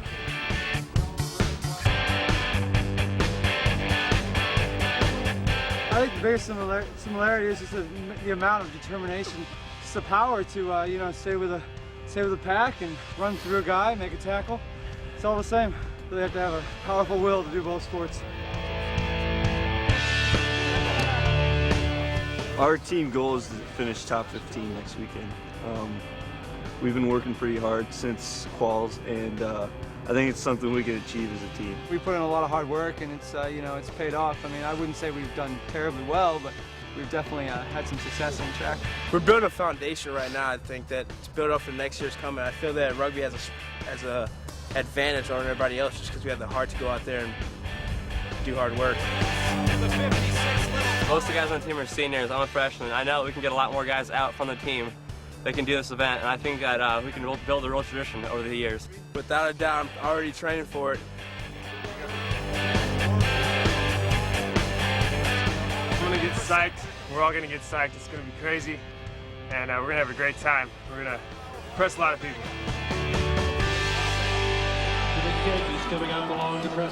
Team Rugby going in for an exchange right here. No, they don't tackle one another. And while they may be beasts on the pitch, the track a little bit different at this point. They are 12 laps behind the leaders. Well, it's a different discipline, and Dylan knows as well as us, there's some sports that really transfer over to cycling, and I have not heard of rugby being one of those top sports, you know, swimming, cross-country running, and a couple others. Not unless they allowed tackling in the Little 500. Maybe then it would make a difference. Well, I guarantee if they were in the peloton, I would definitely be afraid that these guys wouldn't be afraid of taking you out. That's for sure. You know, what we're seeing happen right now is that the lead peloton, which is made up of around 10 to 12 teams, has actually lapped a group of riders that are off the back. And that can cause a little bit of chaos. You know, if you follow the rules absolutely correctly, they would get that blue flag with the orange stripe in it that basically says, hey, you're going slow, the leaders are coming up behind you, move over to the side. And these are actually the same flag that they use in the Indy 500, just up the street, huh, Jason? So what happens is that the leaders are coming up from behind, they're trying to make their way through traffic without having an accident, which is really something that happens all the time. Sure, and one of the big things that goes into it is really, you know, the coaching and the communication that happens. Right now you're going to see Black Peoples and Beta Theta Pi both come in for an exchange at the same time, and these riders have to communicate and you know, line up next to each other, but not in the same vertical line. Yeah, that's right. We just saw that overlapping exchange, and you know, that's just something that happens with experience. You know, also something I've been noticing down in the pit from Fiji is that their coach has a lap card. And my guess, tell me if I'm wrong, Jason, is that they have an idea of exactly how many laps they want their riders to do a set in, and it's like helping them keep track. It could be, and a lot of times we count down. Right. It's a lot easier for you to remember. You get a little bit worn out there after a 20 lap set, so you count down. I think he's seen about 1 or 2 laps to go now. Cutters is going to come in for an exchange. Dave Coughlin just finishing his set on the bike. And it looks like Paul Sigmason back on the bike for the Cutters. You know, and FiSi just did an exchange for, also, and so FiSi and Cutters can get together and try to make contact with the head of the field, because we see Dodds, and for the first time, it was Major Taylor sitting second wheel. Well, talking to some of the Dodds House riders today, they said that you would see cooperation between themselves and FiSi, and to a much lesser extent, the Cutters. Yeah, well, you know, that's what's about this event. It has so much history, and there's so much legacy that these kind of characters get developed, and especially between the teams. And these rivalries last for decades. And they you know, everyone keeps track of who does what, how many times has this team won, and you know, did you help us out last year, or did you really flick us? And if that's the case, we're going to pay you back, you know, and it's going to be a cold serving of revenge, that's for sure. Well, Jim Kirkham talking to him about strategy, he said just before the start of the race, as we see an exchange here for Team Major Taylor, he said everybody will be talking about strategy just before the race, but once the green flag drops and everybody's going, everything is out the window. Forget about it. Sure, you just have to react, and Dylan knows, but better than most of us, that bike racing is just it's on the bike and it's just reactions. You fuel off what the other teams do, and you try to put yourself and your team in a position to win. Team Major Taylor's really doing a tremendous job of putting themselves in a position to win. You can't see him right now. Cutters is trying to close that gap, and that's Paul Sigfusson, their rookie. You're right, Jason. Bike racing is really a practice of economics. You have a limited amount of resources and you have to spend them at the right time. And so by using your instinct, reading the race, watching what your competitors are doing, and really understanding about the right time to make the move is what it's all about. For me right now, I don't know about you guys, but it looks like TMT, Team Major Taylor, really has it kind of figured out. They're off the front. They're working with a team that's a lap down, and have a little bit of gap. They're not a team that's got a lot of talk this spring because they're viewed as only being one rider deep, but just really putting in an incredible effort today. Well, what's interesting is that while all the other teams were using all 4 of their riders to expend energy, Major Taylor used 1 for the first 60 laps. Right now they've got a guy out there who's completely fresh, hasn't even touched the wind yet, and he's really putting the hammer down, while we see Cutters and Dodds House and Black Key Bulls pulling on the front. Well, hey, these guys have been out there all day. Maybe they're a little tired. Maybe Major Taylor's going to get a gap and ride away with this race. Wouldn't that be something? Oh, it'd be amazing. This is really new for them. I mean, Courtney Bishop's in their pit. We just saw Courtney. They're also coached by Ken Nowakowski, who was formerly a track coach at Marion College. So they've just got a lot of knowledge and a lot of people that care about the event down there helping their team. Well, track racing, which definitely lends itself well to the Little 500, is a real strategic event, and there's a lot of tacticians involved in track racing, and I wouldn't be surprised to see some of those strategies being played out here today. Major Taylor still has a good gap. Cutters and Dodds House and Black Key Bulls are really trying hard to pull. They're going to work together because the last thing they want to see is Major Taylor work. Guys, after seeing the set that Ali Kamara pulled, how long should it take him to recover where he can come in and maybe ride this thing out? It looks like there's a TMT rider going out there now, and that's not Ali. He's going to let 2 other riders do their sets, and then I anticipate he might get back out. That's Dave Fung, who's about to make the bike-to-bike exchange. And everybody at home realize they have a gap right now. They're riding aggressive, and this is so fun to watch. Did you see that? Major Taylor, the coach, was saying, come on, exchange. The riders, his eyes are cross-eyed right now. He can't even see. He's still out there on the track. And now that gap is starting to slip as the Black Key Bulls and the rest of the pack starting to catch up, and you can see Faisal along the backstretch making a move. He got a little bit winded, didn't he, Dylan? His legs are starting to feel it, and his pace slowed down those last couple of laps. So Definitely slowed down, and they're coming up on lap traffic again. And it looks like we see that another exchange happening, and also the Major Taylor is going to do an exchange right now. They've got to get this guy out of the race and get somebody fresh in there. A good set, right? You had a good set off the front, but he definitely felt it towards the end. Yeah, he spent some matches there. And we have the exchange for Team Major Taylor. And that was Alphonse Egnick for Team Major Taylor. In the lead, the white jersey of the Cutters, a 7-time champion. We're through 87 laps here at the 57th Men's Little 500. And there are still a slew of teams that have been able to stay out of trouble and have been strong enough to stay up with the lead pack. Joe, we see Cutters really laying down some pipe out here right now. We got Black Key Bulls also pulling. Dodds House, same guys pulling, right? Major Taylor trying to catch back on, make their way through the field. Cutters doing an exchange there, great exchange, puts this guy right back in the middle of the field. It doesn't get any better than that. That's how you race a Little 500, right, Jason? That's like you come out here, textbook, you make the race, you stay in the front, stay out of trouble, and really prepare for that last set. Absolutely, each exchange counts, right? And so it's a teamwork that really goes into it. It's setting the next rider up just to be on the front of the pack, and that's what you see Cutters do so well. You see Dodds do it so well. Team Major Taylor's done well today. Jason, we saw the Cutters rider just a few moments ago riding in the gutter, in that cement area, which is a lot faster than riding out on the cinders. And I can tell you, in some of the races like Paris-Roubaix and Tour of Flanders, you're constantly looking for the gutter. What happens if you ride the gutter in the Little 500? Well, it's technically against the rules. Right. It's only okay if there's a wreck, if there's a real reason to. And if you're in the gutter, the rule is that you can't improve your position. Right. So you can go into the gutter to avoid things, but you really can't do it to attack like you would have done in Paris-Roubaix. Only on the best days, Jason. Well, we're glad you've joined us here on HCNet for the 57th running of the men's Little 500. These are actually all students. This is technically an intramural event that has attracted more than 20,000 national exposure. An event that was memorialized and immortalized by the 1979 Oscar-winning movie Breaking Away. There are 33 teams racing 200 laps on this quarter-mile track, trying to come up victorious. You do get a ring. There is no prize money for this, but you get your name, your team, your miles per hour on the Borg-Warner Trophy, and this race is modeled almost identically after the Indy 500. This is the 57th running. It began in 1951, and the winner of that first race, the South Hall Buccaneers, and the bike from that race hangs in the IU Student Foundation, and it is a stunning bike. And those guys at that point during that race actually had to pit for over 3 minutes and still won the race. And one of the riders in that race had mentioned the reason that they were able to win, none of the guys on the team smoked. You know, Jed, these are amateur cyclists and they're college students, but they take this very seriously. You know, we see how difficult some of these exchanges are. And I'll tell you, I don't know if there's a lot of professional bike riders that can do exchanges as well as some of these guys out here. So there's some real skill that we're seeing out here and something that definitely earns some respect. Guys, how will the race change as we're almost hitting the halfway point from the first 100 laps to those last 100?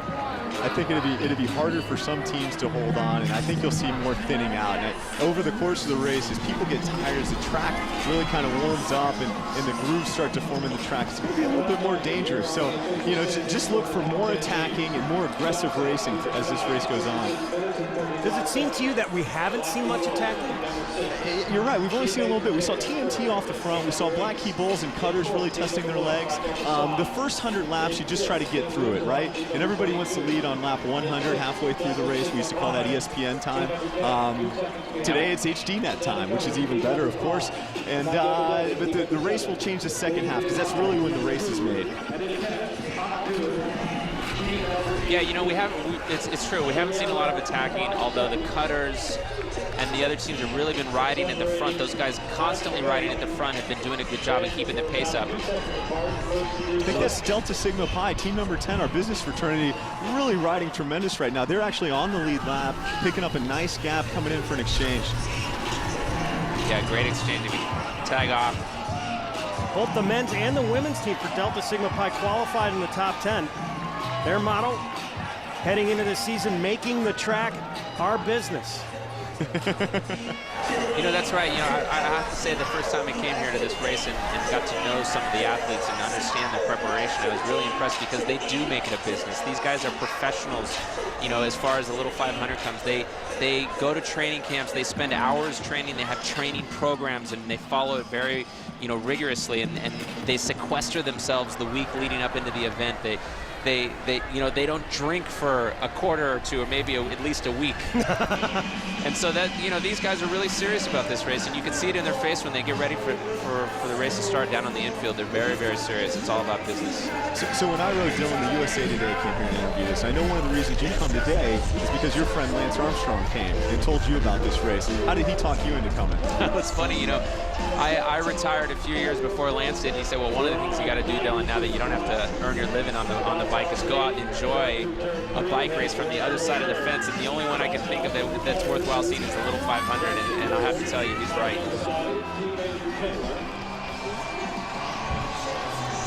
We just hit lap 96. At the front of the field, the Cutters, Dodds House, there are 8 teams in the lead pack.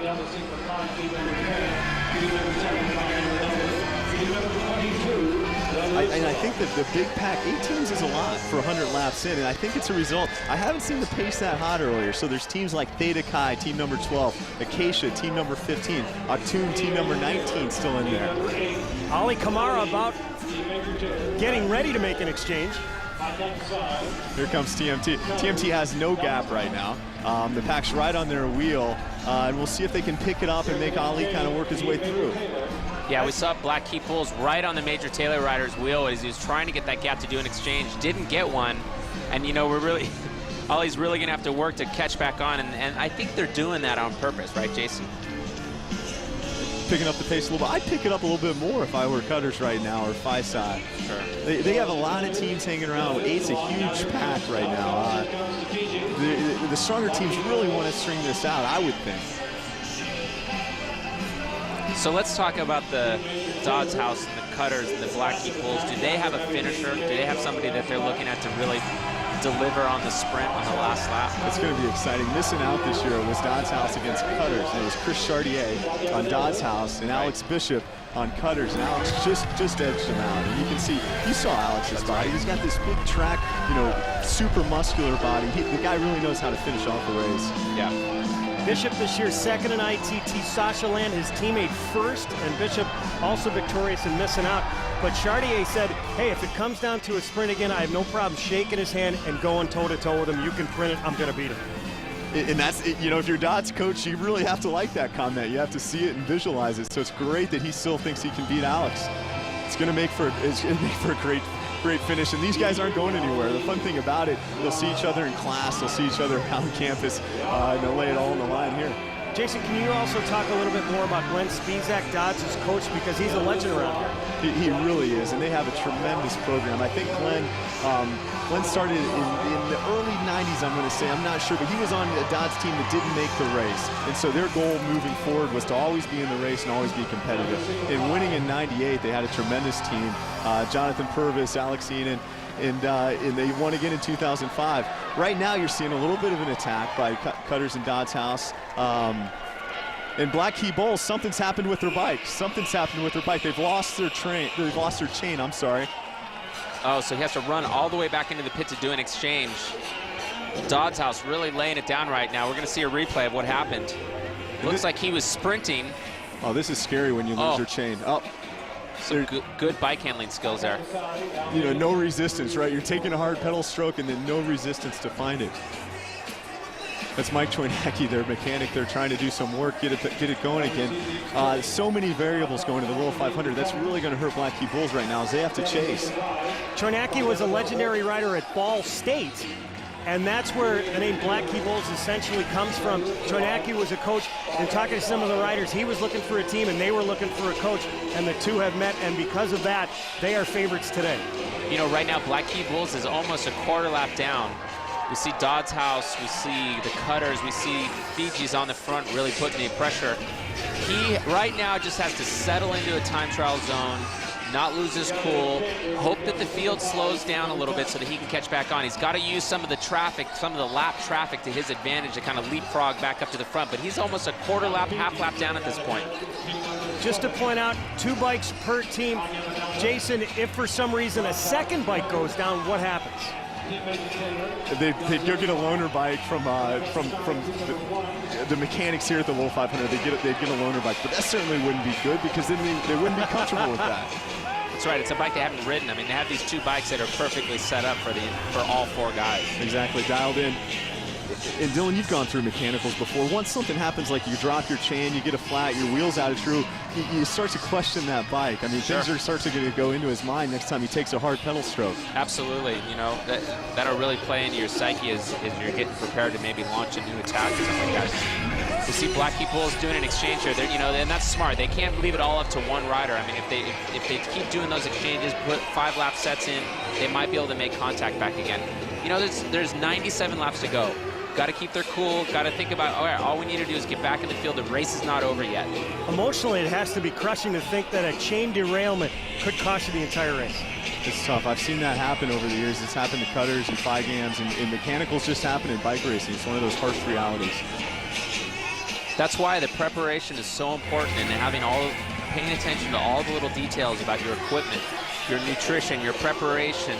Are you prepared for race day? Do you have a routine? Do you have your bag set up? Do you have your shoes and your helmet? Everything laid out. You want to have all of that stuff be second nature so that when race day comes, you can just focus on being relaxed, showing up to the track with all your stuff and ready to rock and roll. We're about to hit lap 105. Dodds House, Cutters, Team Major Taylor, Phi-Sci, Delta Sigma Pi in there, and Fiji still on the lead pack. Major Taylor, hey, riding a smart race, sitting in second, third wheel, out of trouble, not getting in the wind. Black Key Bulls, they were being aggressive all day long. Look at the position they're in all of a sudden. Now they're chasing. My guess is they're gonna catch back up, but they're gonna spend some matches doing it.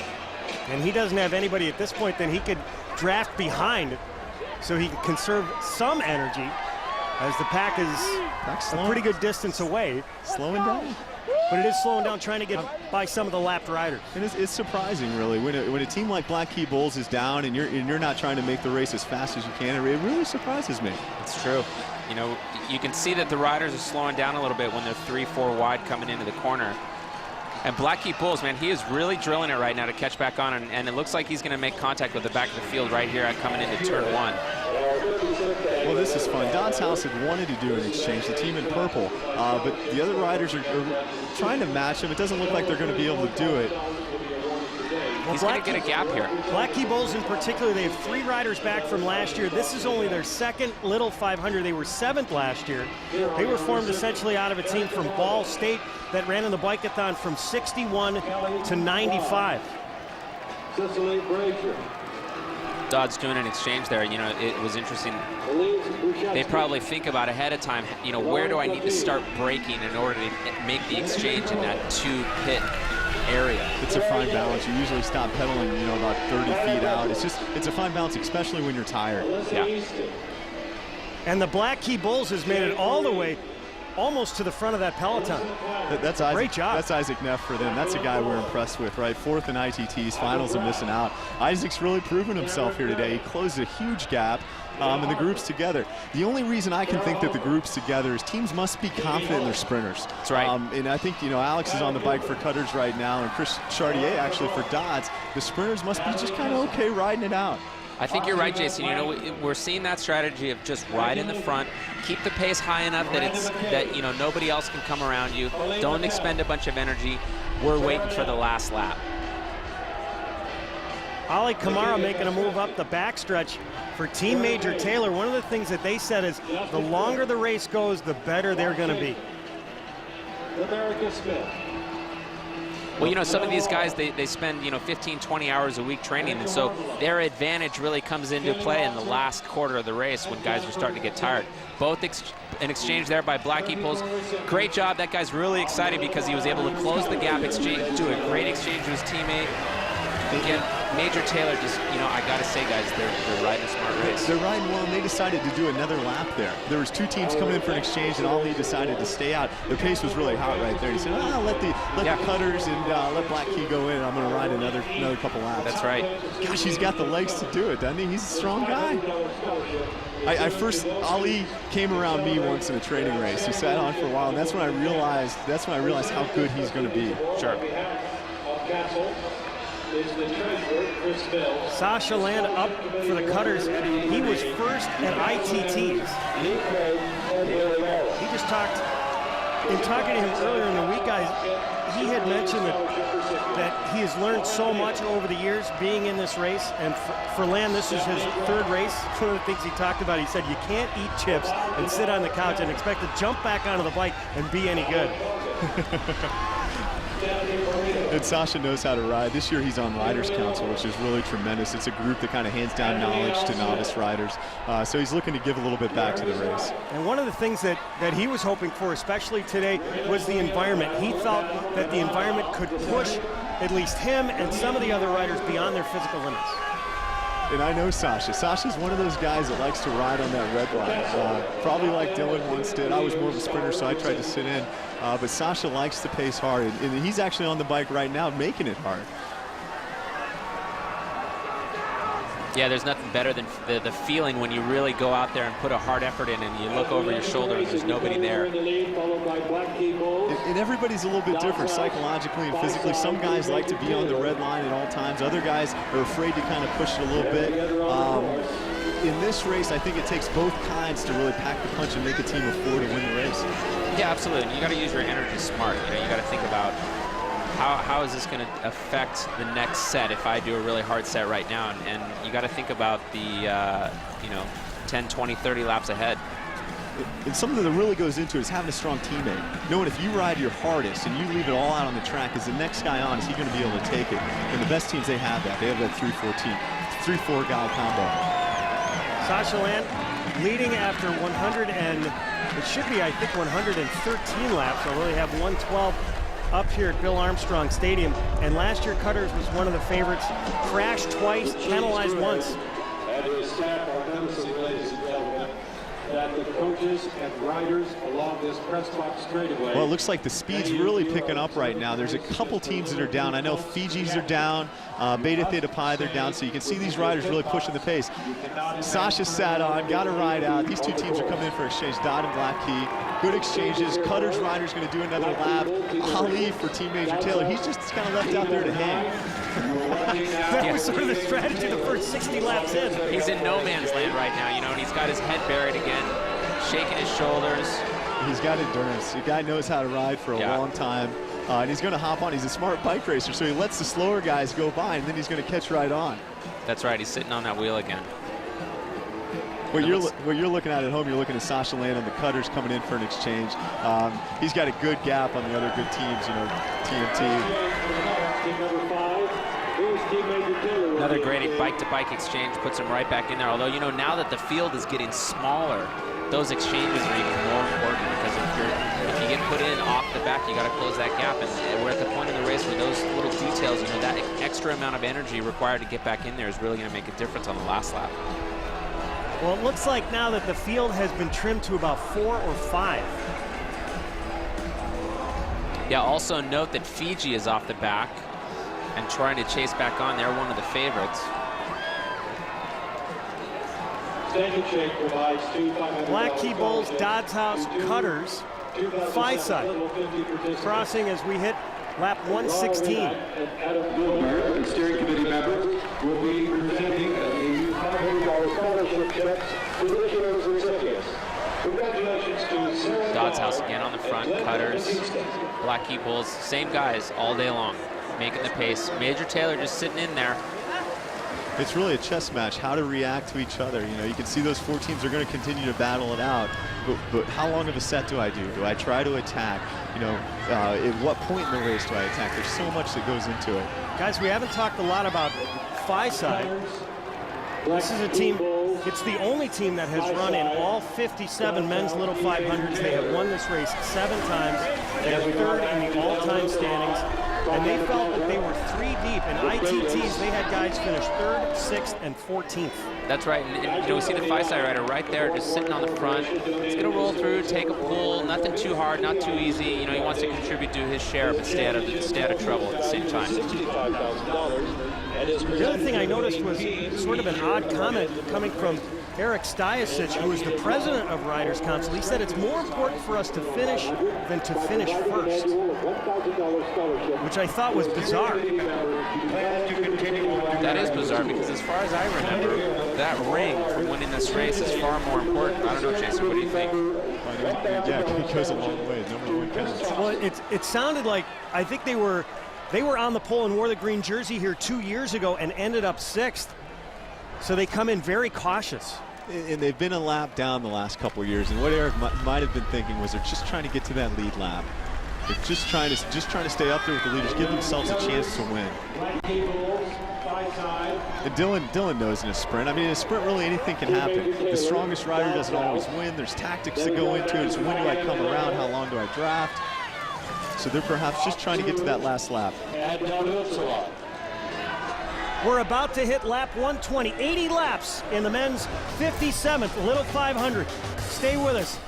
Bring you back in a moment here to Indiana University.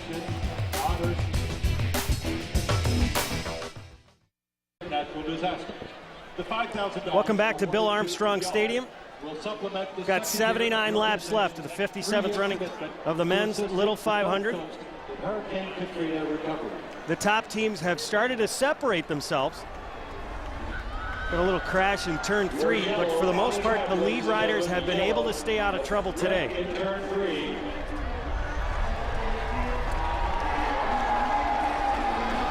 Looks like we got the yellow flag out. I think at this point in the race, we're 122 laps into a 200-lap event. These guys are starting to get a little tired. It's hot.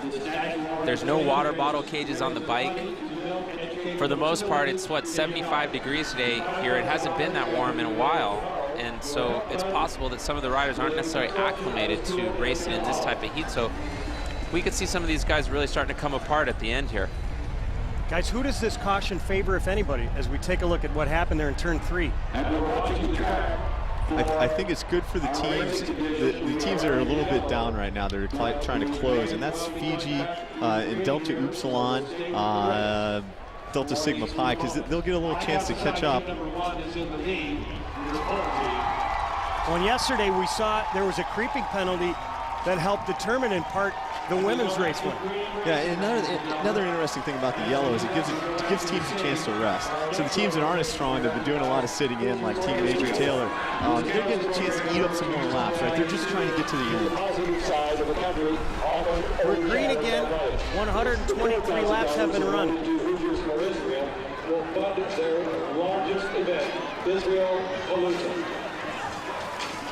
There's Dodds House rider. I think that's Stan Houchin. He looks pretty good on the bike. He's got that good form. His elbows are a little bit bent. He's over the bike, but Dan's really a strong racer.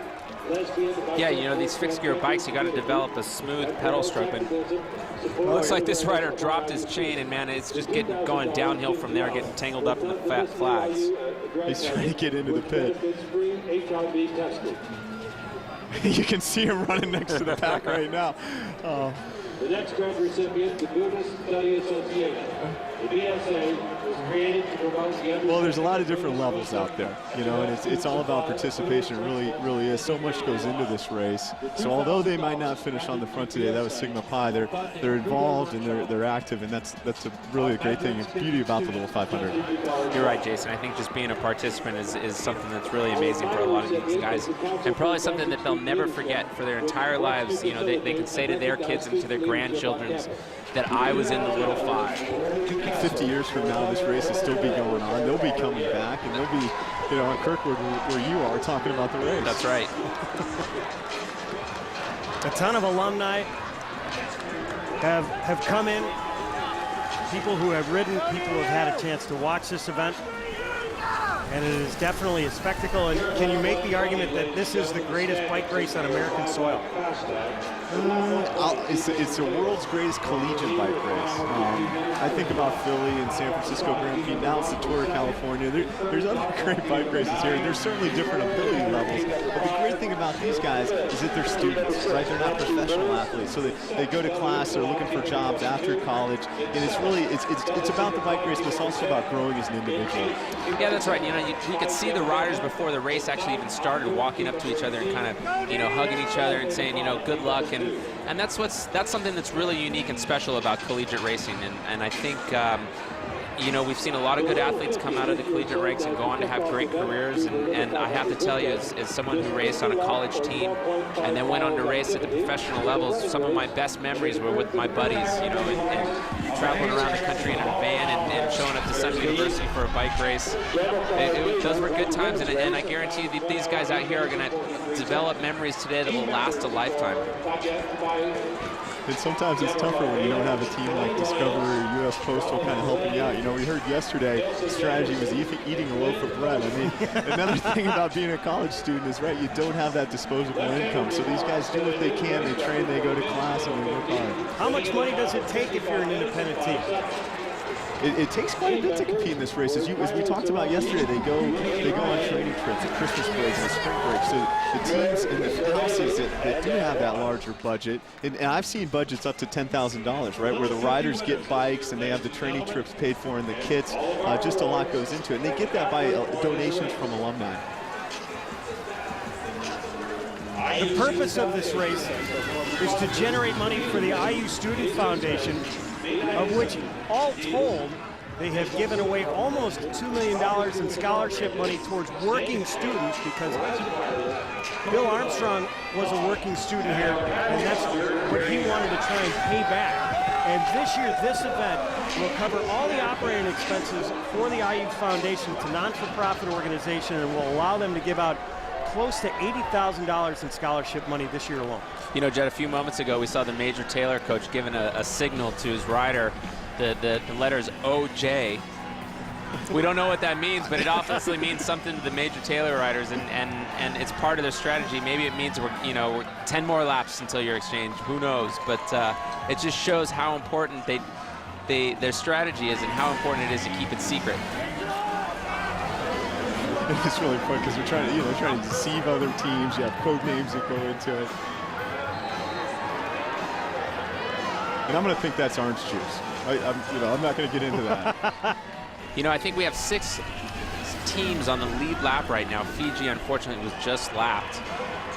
And who knows, maybe we'll see Fiji take this as an opportunity to collaborate and help one of the other teams win, just like we saw yesterday.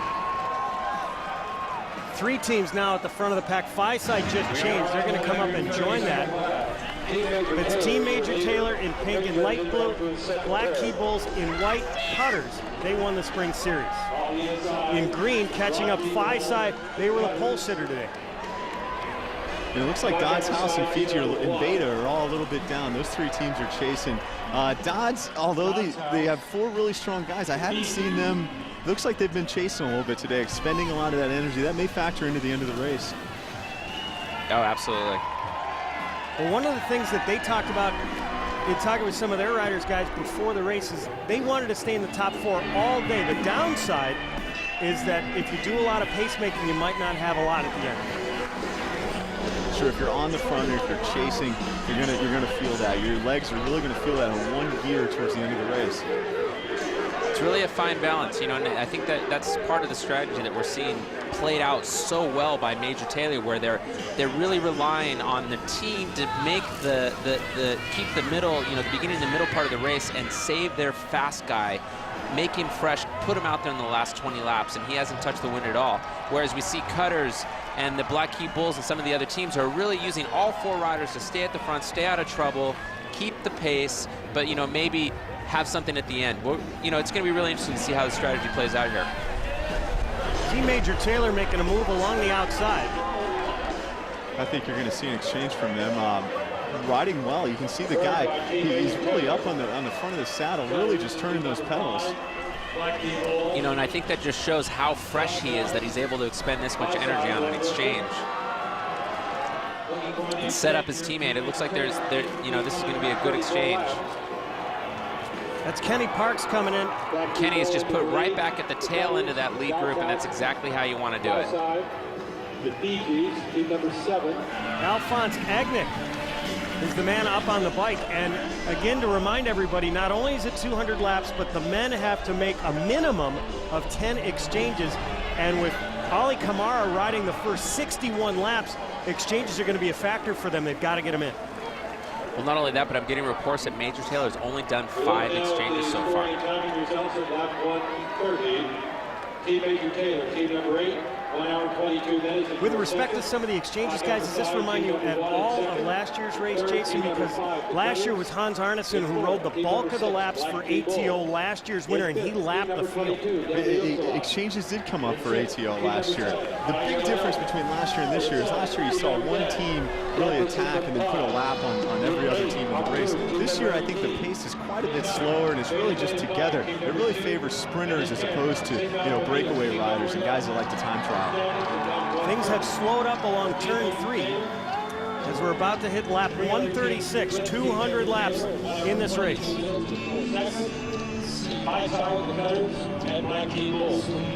It's pretty amazing, the crowd here today. The stands are absolutely packed. And they don't sit down either, Dylan. I mean, they're on their feet their whole time. You see entire residence halls, entire fraternities out there, supporting their teams. It's just packed. I bet there's 20,000 people here today. And not only that, but the block parties that are going on right now from, house to house. It's almost like a shopping mall of parties out there. How about the bands at some of the concerts taking place this weekend? 3-6 Mafia playing the A Pie House. Nice. Yellow Card was here, but they come in, they pack the stadium, and they go back out. They go back to those house parties. And Jason, one of the things that you had talked about, you'll see a few members of fraternities here early. What was that for? To save some seats? Oh, sure, the junior people in the fraternities, right? The pledges, they have to get there a little bit earlier than everyone else. The race started at 2. I'd say they were here at 8 a.m. reserving seats for the senior people in the house. Well, as I talked to one of the fraternity members, and we'll let that house go nameless, they said it has been a long week of ...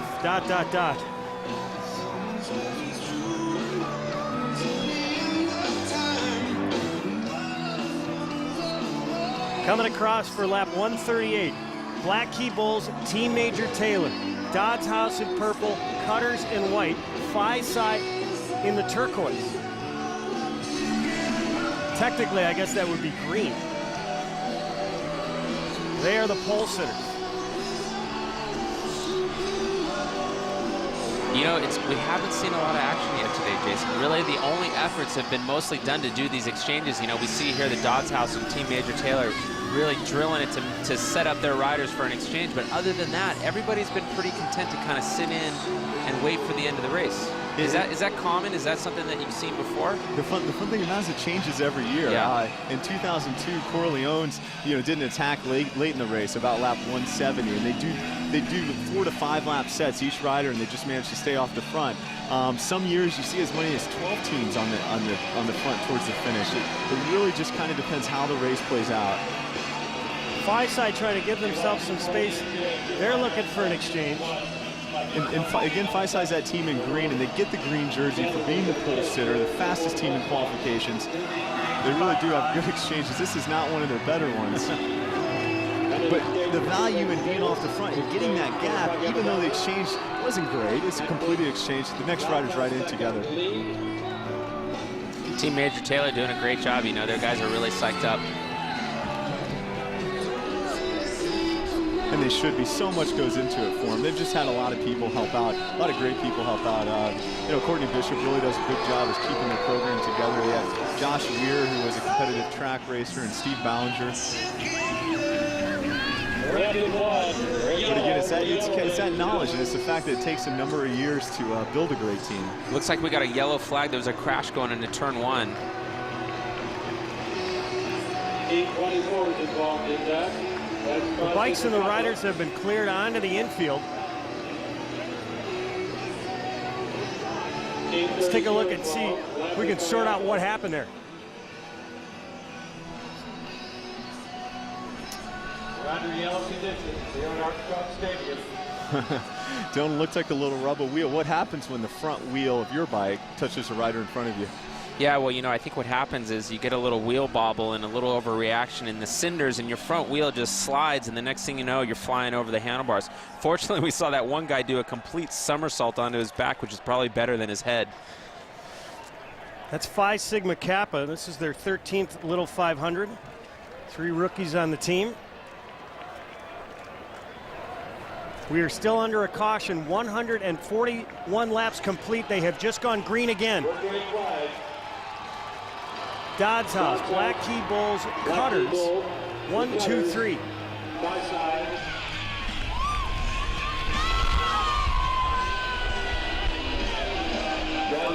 So, Jason, is it possible that maybe Cutters or Dodds House or the Black Key Bulls have really tailored their training for an endurance type event where they go out and do these long miles thinking that they want to be as fresh and as strong as possible for the late part of the race and really make their attack there, and then we're seeing that strategy play out today by not a lot of aggressive racing in the beginning? Yeah, sure. You see people really tailor their training to this event, and this event is sets. It's 10-15 lap sets.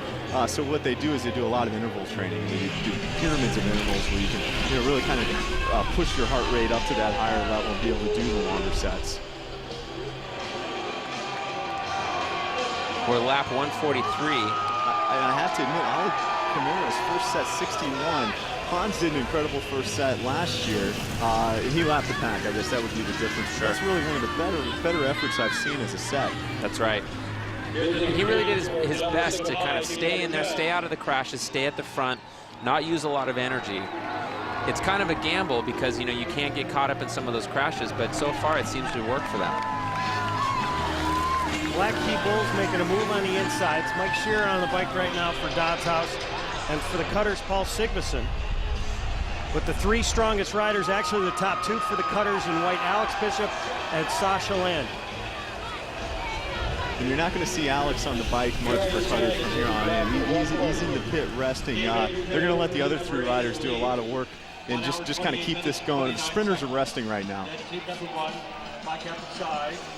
Except for Dodds House. That's Chris Chartier on the bike for them, and I do believe he's their best sprinter. Team number 22.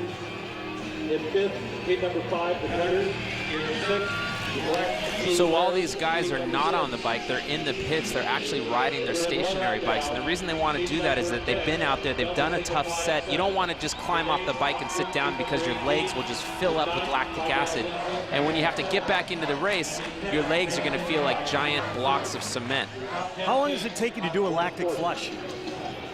You know, it's just a couple of minutes, but really you want to kind of keep the blood flowing. You know, here we see the cutters doing a great exchange, and I'm sure their rider is just going to get back on the bike, spin out a little bit, relax, drink some water, get prepared for his next set. That's Sasha Landa will jump on the bike for the cutters, a senior from Bloomington, Indiana. And he said when he first got the opportunity to ride with the cutters, he was hooked. He felt that there was a common goal on the team to just go out and push yourself. It's addictive, and when you see this race for the first time, I sat in the stands in 1997. You decide you're going to ride next year. You decide this is something that you want to be a part of. Not a very good exchange by Major Taylor there. He's going to pay for that one. Oh yeah, that's Ali again on the bike. He had trouble getting on. It'd be interesting to see that again. You know, he's ridden so many laps. You know, it's like he jumped on and tried to put his foot on. We're going to look at it again here. And it looked like, you know. Oh, he slipped off the pedal. That's kind of an old school exchange. There's a couple ways to do it. Either you put your foot on the pedal first or you just hop over the saddle. He put his foot on, couldn't get it, ran with it, and now he's got to chase. The longer you let that happen, the more ground you got to make up to get to the front. Yeah, that's right. And we're seeing him try to chase on right now. And I got to say, Ali's used up a lot of energy in that situation where he's chasing back onto the field. You know, meanwhile, I bet we got cutters and we got the Black Key Bulls. You know, they know what's going on. They know that Major Taylor is trying to chase back on. So these guys got to get together and collaborate and take turns pulling on the front as hard as they can right now, because this is their opportunity. They could get rid of Major Taylor right there on that one move. And that's what they want to do. This is where it really starts to get fun. You know, 148 laps in, now the racing's really starting to happen because people are tired and they're having to just expend a little bit more energy. Black Key Bulls and cutters are going to try to string it out and hurt TMT. It's three teams in the front peloton. Cutters, Black Key Bulls, and I don't know if you just saw that, but the Black Key Bulls rider almost slid out as he went out front. It's true, and you know, he's really laying down the hammer right now. We got Cutters, Dodds House. Looks like Major Taylor is going to do another exchange here because they got Ali, who's just out in the wind in no man's land right now, and he's losing ground. Dodds House and Cutters is really, really putting it down, trying to get away and make sure they can get rid of Major Taylor. You know, this is their opportunity to get rid of one of their biggest competitors. There's a change for the Black Key Bulls. And Dylan, what does it feel like when the team's just kind of sitting on your wheel the whole time? It doesn't feel good, and you got to think that they have some emotion packed into this, wanting to get rid of TMT. Well, that's right, because you know what? Black Key Bulls, Dodds House, not Major Taylor, but Cutters have been on the front making this race all day long. Major Taylor's been sitting on, so they're going to get together and say, you know what? We're the ones doing all this work. We should be the ones going for the race win. Let's work together and get rid of Major Taylor. Courtney Bishop, the Team Major Taylor coach, screaming at Ali Kamara as he was coming just before turn one in front of the pits. I think he wants him out of there. Ali's not probably happy with the set right now, but he's going to have to bring it in. Oh, he's got a little traffic to deal with. Uh-oh. You see him almost come to a stop. The camera doesn't have it. Exchange for Team Major Taylor. TMT lost a lot of ground there towards the end of that set on the exchange. Guys, what's the etiquette there? What should have happened? Well, you want to go on the outside, so you never go up underneath a rider because that's basically, it's like a right-of-way as far as traffic is concerned. So when you're overlapped underneath and somebody is coming up over the top of you, hey, you know what? That's your own fault for trying to go underneath. We'll score lap 152 here at the crossing start finish. Dodds House. So we'll take a look at this TMT exchange. What happened was Ali, well, we're not going to see him coming in, but you'll see it's slow. He got caught up by a rider that was down, and now they just have an enormous gap to make up. Ali's not happy with that, you know. He's back on his bike trying to relax, spin out the legs a little bit. It looks like we had another crash. Looks like the leaders are okay, but just a big crash down the backstretch. They have not put up the caution. They are still riding green. Now it goes up. And look, Major Taylor almost made contact with the field there. Chappie Blackwell, whose son is riding for the Black Key Bulls, Team 6 in light blue, indicating the yellow flag. So we've hit lap 153, 47 laps left in the 57th running of the men's Little 500.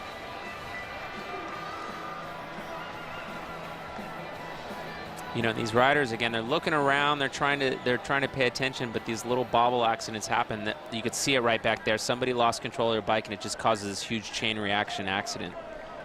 And that's why it's so important for these lead teams to stay out of traffic. They don't want to be behind that.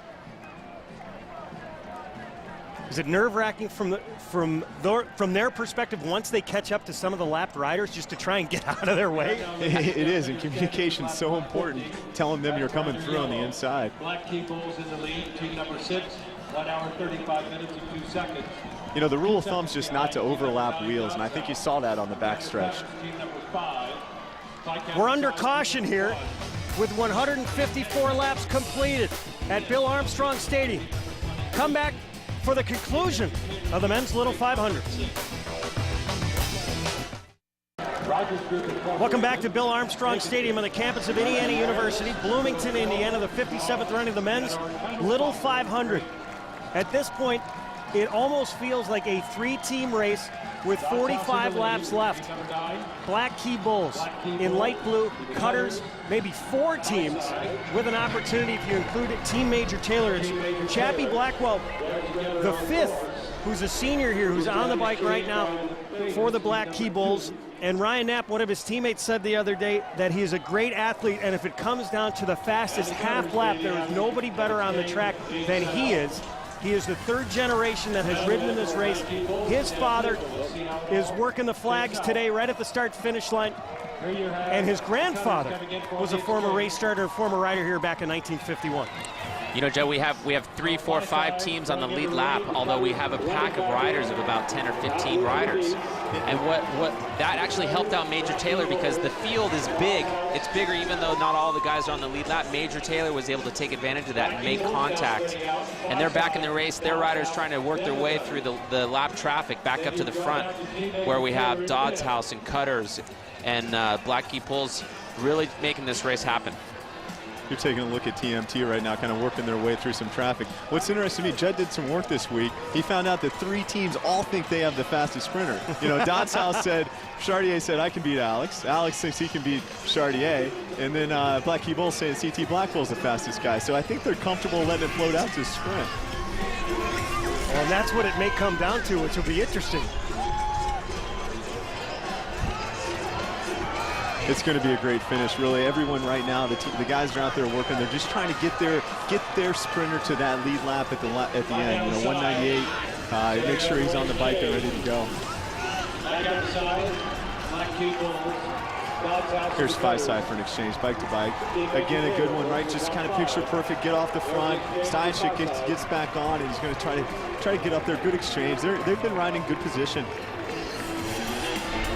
You know, and again, these exchanges are easier because even though we have five teams on the lead lap, we've got about a pack now of 10 to 15 guys. And that's really going to play in the favor of the guys that are trying to come in off of an exchange.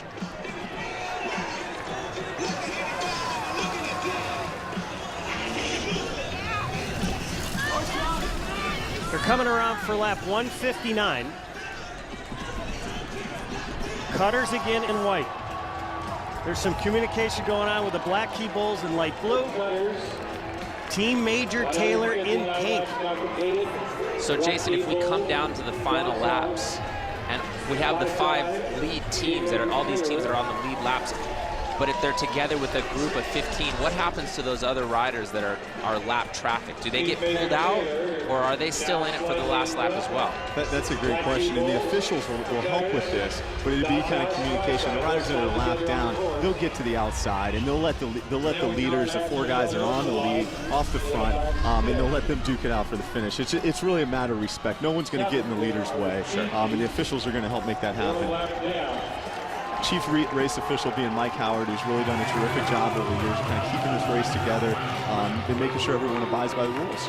Guys, will they do that by signaling with the black flag to ride on the outside? It's not the black. It'd be the blue with the orange stripe. And so it's a combination of the officials telling you, and it's also a matter of respect, right? You know what teams are on the lead lap, and you're going to let them sprint for the finish. Team Major Taylor making a move on the backstretch as they look to be ready for an exchange, but we've seen this is going to be their 8th exchange. They've got to get to a minimum of 10 in order to have an opportunity to win this. TM2 really riding terrific. We saw them down a little bit earlier, but they've caught right back up, and now they're getting gaps again. You know, Team Major Taylor has got some rough exchanges there.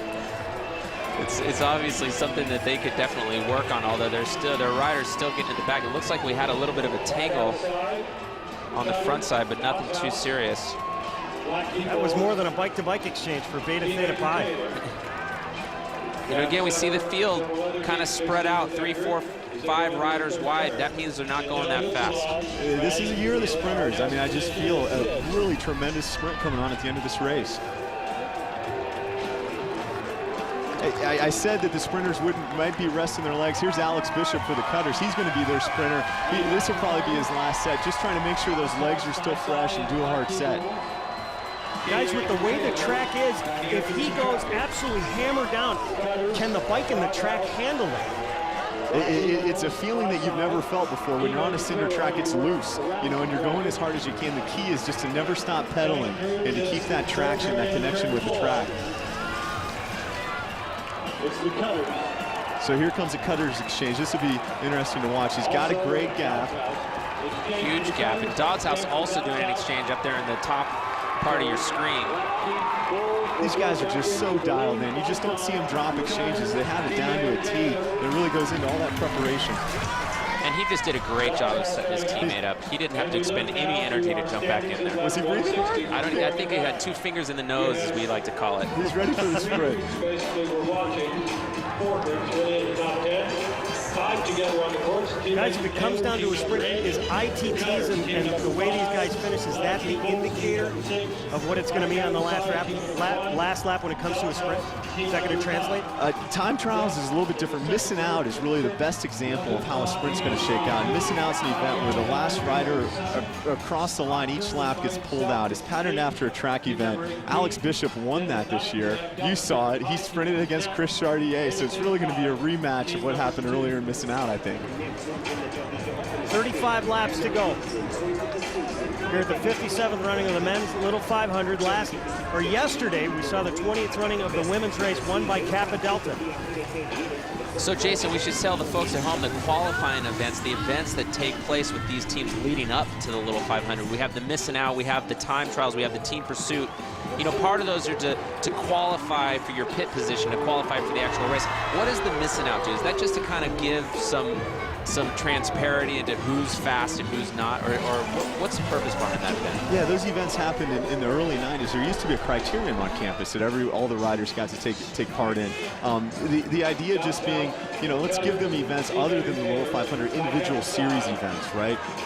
To shake their legs out. Individual time trials is a 4-lap race, 4 riders at a time, and they just go for the best time over 4 laps. Missing out, more of a sprinter's race. The slowest rider each lap gets pulled out and they go in heats. The last, and personally I think the best indicator of the race is team pursuit. And team pursuit really tells you the strongest team on the track. 4 riders from the same team ride 15 laps. This year that was won by Cutters, and they also hold the record in the 80s for the fastest team pursuit. So what was the time? The time this year was 9:16 over 4 laps. In the 80s, I know they did it in 8 minutes. Wow, that's fast. Was that from the Stetna brothers? It was Jay Paulsgrove in a group, I think it was 1987. And when you talk to them, you remember this from Team Pursuit, they said their goal was to always try to drop the last guy, but they couldn't do it and they all stayed together. That's how hard they were riding. That's right. And so also for the team pursuit, you know, you only have to finish with 3 riders. You start with 4, and it's the time of the 3rd rider's wheel across the line. Is that correct? Yeah, you're absolutely right. And interestingly, Cutters finished with all 4 this year. They won against Dodds in the finals. Cutters finished with 4, and they beat Dodds with 3. So there's a lot of trash talking leading up to the Little 500 based on the results of the pursuit and the missing out and the time trials and so on and so forth. Sure, everybody wants to win. 169 laps complete. Dodds House in front, team number 9. The Cutters in white, second. Team Major Taylor, third in pink. And catching up Phi-Sci very quickly along the back stretch. Black Key Pulls also off the back, and you know, Phi-Sci really making a big move there to get across to Major Taylor. Black Key Pulls is going to have to put in a big effort here to get back to the leaders. We see Dodds House and Cutters on the front. Major Taylor sitting in there again. Phi-Sci just made contact. Black Key Pulls just trying to bring up the rear, just about a 5, 10, 15-foot gap off the back there. You know, Cutters, again, always on the front. Clean exchanges. They've got the best pit. I mean, they are running a textbook race here. Yeah, they really are. Jim Kirkham today, their coach, one of the things he said, we're ready to eat them up today. They're hungry, aren't they? They haven't won since 2004. They really, really want this. What kind of a coach is Jim Kirkham? He's a rider's coach. He really kind of lets the riders play it out and go on feel a lot. There's a tendency to overanalyze this race, and you get a lot of alumni here that tell the current riders exactly how they want them to ride. But Kirkham, and I think the general feel is let these guys go out there and make their own race and make their mark. Kirkham ran for the Cutters team from 91 to 94, won it once in 92, but one of the reasons he said he coaches is that he felt he never achieved his potential as a cyclist, and he felt he had some unfinished business. Then we drop back to Del Woods a lot. So it looks like we have a little bit of a breakaway here. Although both Dodds House and Black Key Pulls coming in for an exchange. Cutters and Phi-Sci off the front right now. There we see Dodds House trying to bridge across to that little break. Major Taylor's going to have to do some work here too, because he could get left out of the party if Dodds House, Phi-Sci, and Cutters get together. They could walk away from this race right now. Dodds House, because of that sprint along the backstretch, able to catch up to the leaders.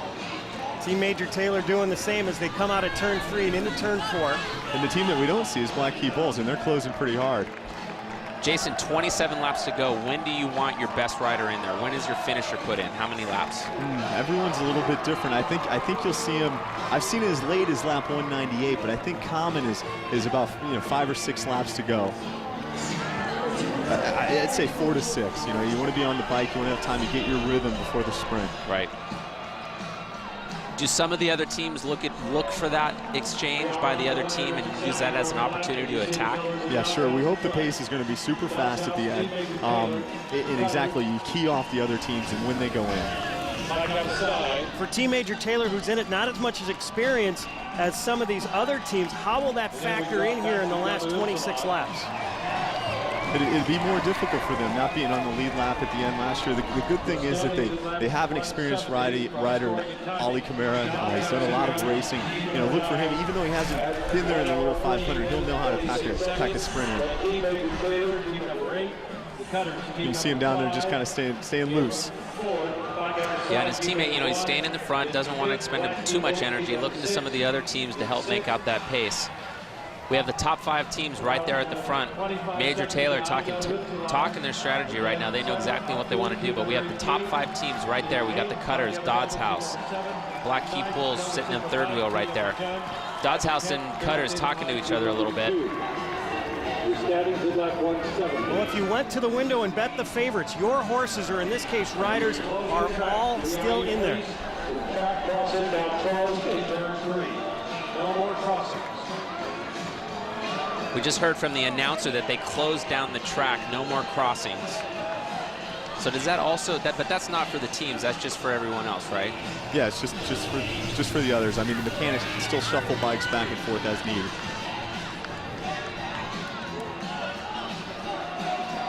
"24 laps to go.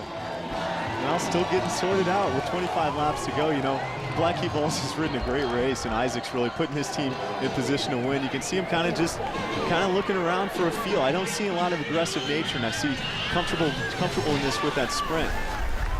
There's Phi-Sci going in for an exchange. You see him out of the saddle, really pumping. Every exchange is just pivotal, especially towards the end of the race. Jason, you mentioned Isaac Neff, who's up right now for the Black Key Bulls. He does a lot of road racing. How will that translate here today? I think he just has strong legs, and he's experienced the end of a race many, many times, and I think that's going to help him. There's no question about it. The more times you put yourself in that position to finish off a race, the better you are. You know, not the best exchange there by the FiSi rider, but although the rider coming in is actually going to benefit from some of the lap traffic, because again, the field is strung out and it's big. So he can kind of use their wheels to jump back up to the front. We see Black Key Bulls is also going to do an exchange right now. Major Taylor taking advantage of that. Looks like they're also going to do an exchange.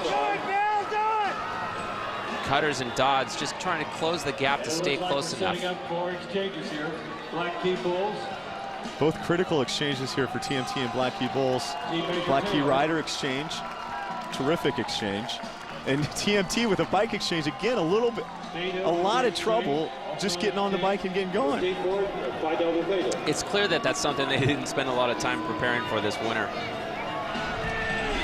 And you can see that at the track in the spring. And I know they're working on their exchanges up to that last week. And Dodds House really laying down an attack right now because they know that Major Taylor is off the back. I don't think they're doing an exchange, or maybe they are, but if they are, they're doing a great job by putting their rider right back in the front. You know, Jason, I gotta say, if I was that Dodds rider, I would really think about just laying down the attack or doing the fake exchange, because look at Major Taylor, they're off the back right now.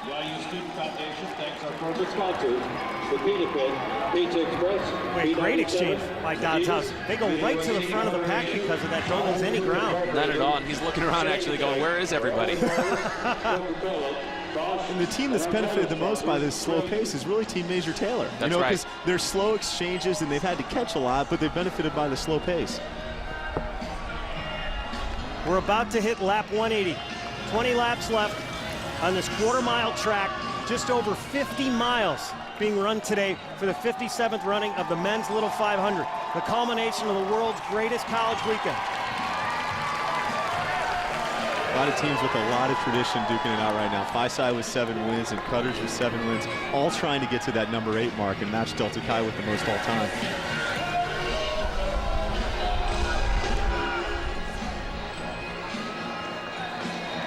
Well, 19 laps to go here.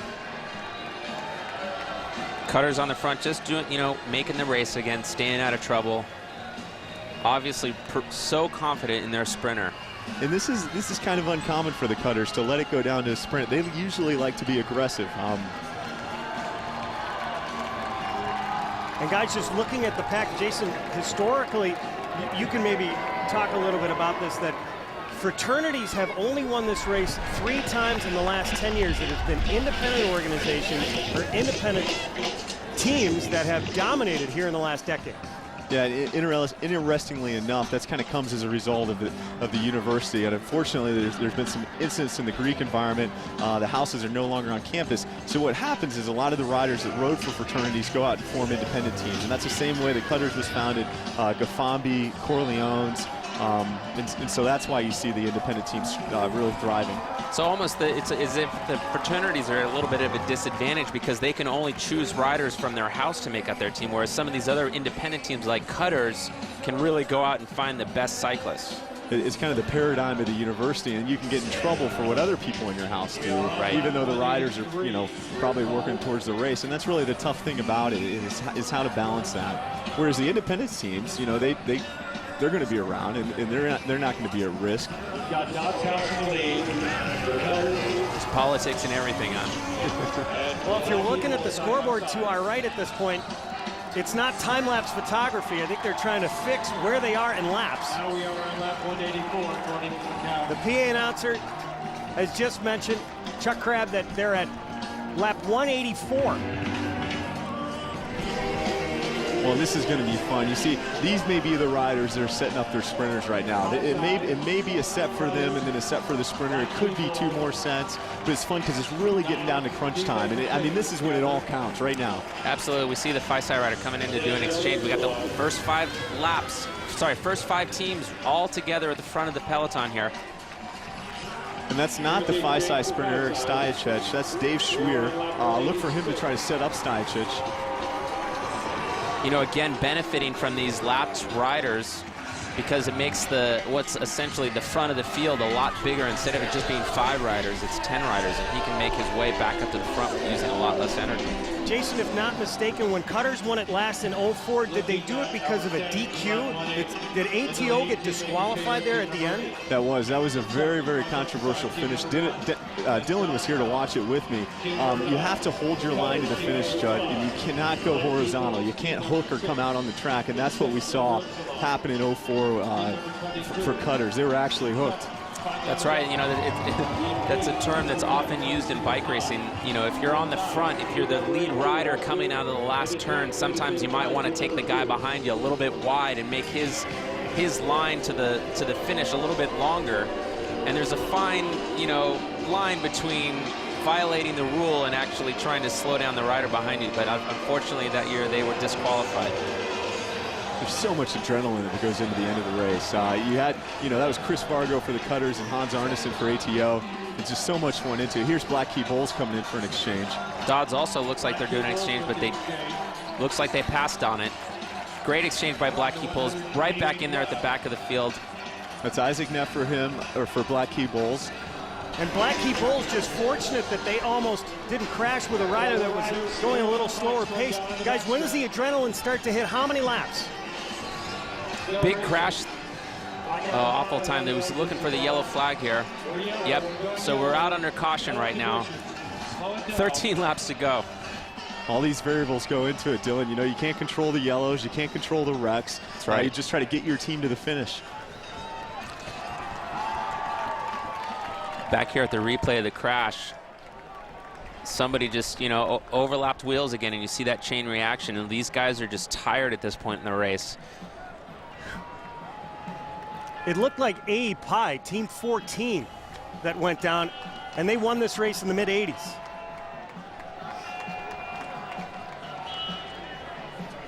So we're still under a caution. Slow it down, please. Slow it down, Dodds House. And you can hear the PA asking them to slow down the pace, common or uncommon.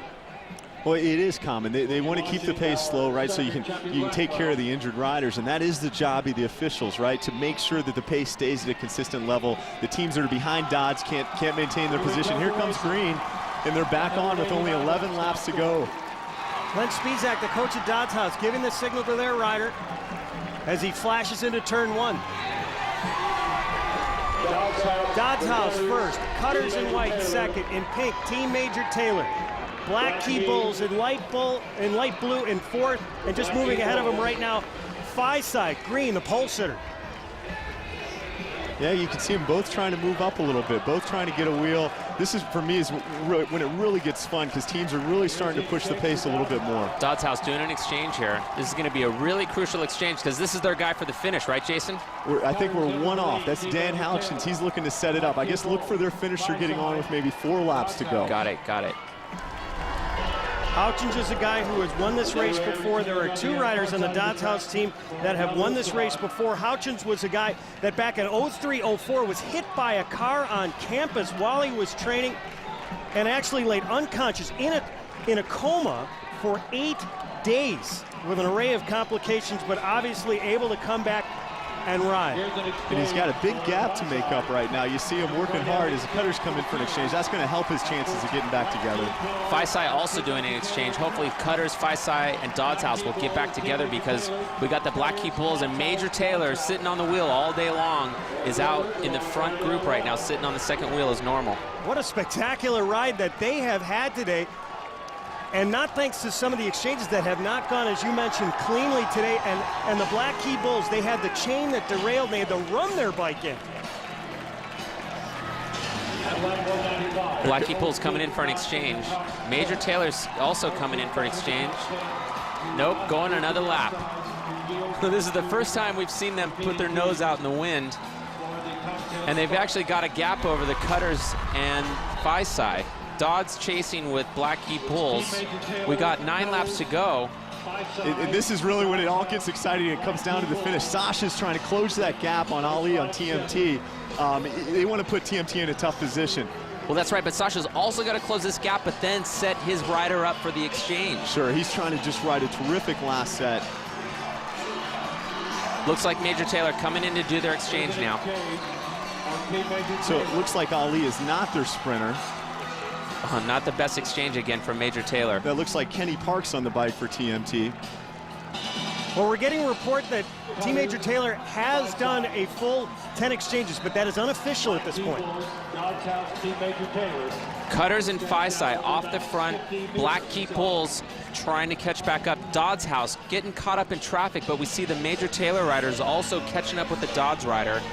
These guys are all trying to get back together to set up that last exchange, huh? This is so exciting. Black Key Bulls has their sprinter on. Dodds is looking to get their sprinter on. He's coming in for an exchange right now. Cutters is looking to set it up. You're going to see Cutters do another exchange.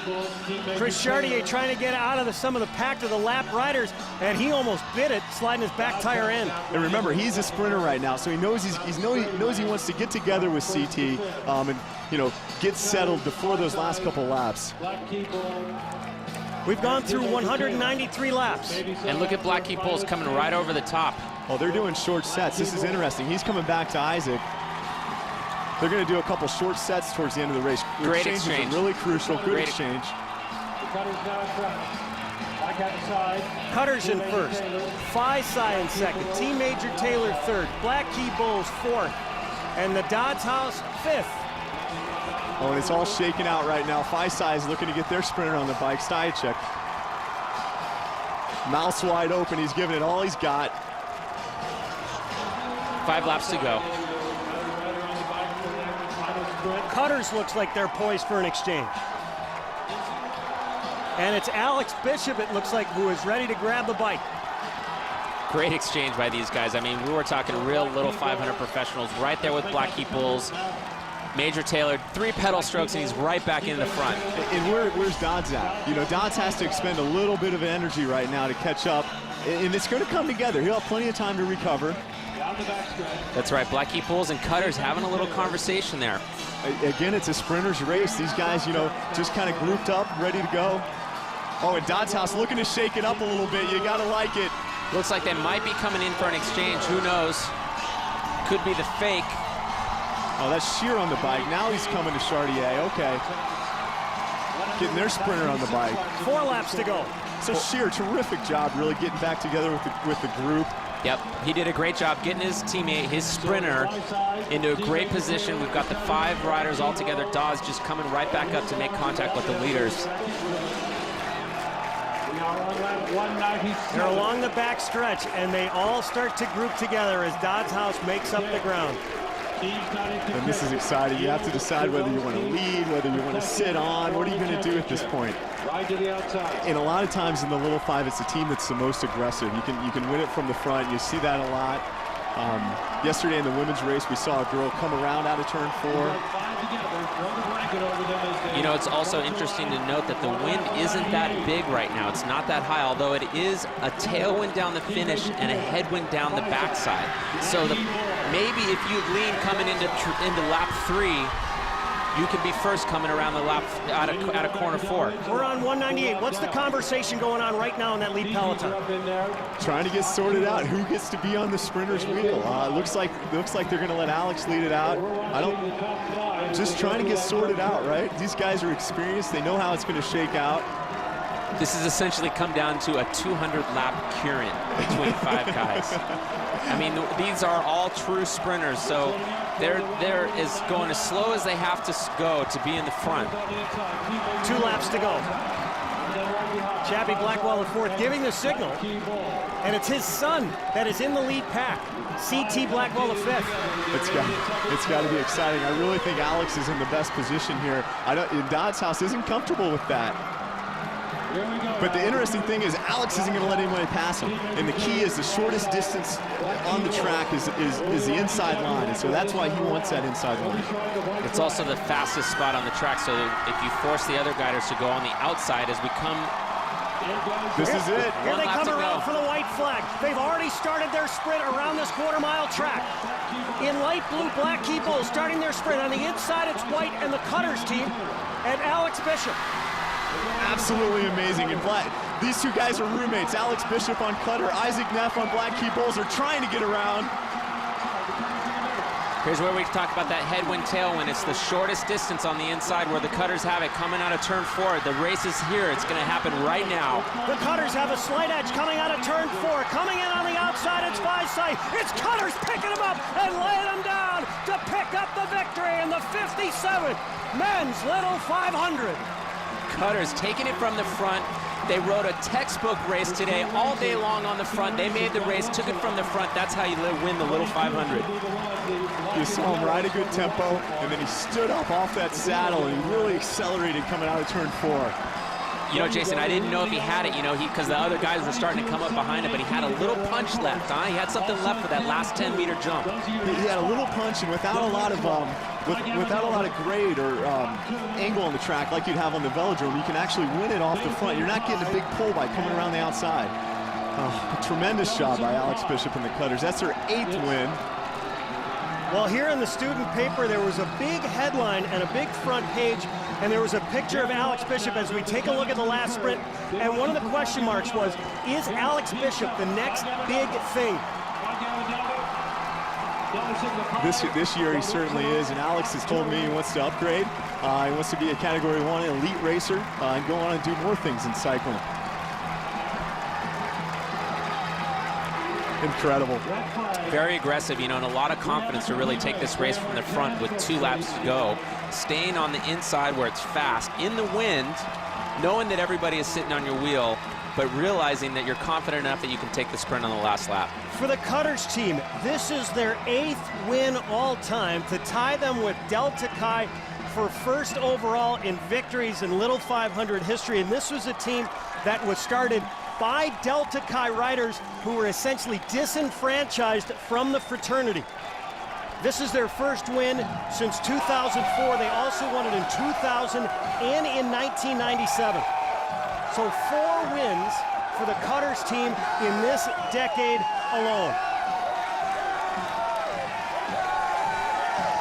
You know, Judd, all the other teams, you know, Team Major Taylor, Dodds House, Black Key Pools, right now they're in their pits, heads down. They're looking over at the Cutters and they're thinking to themselves, you know, that could have been us.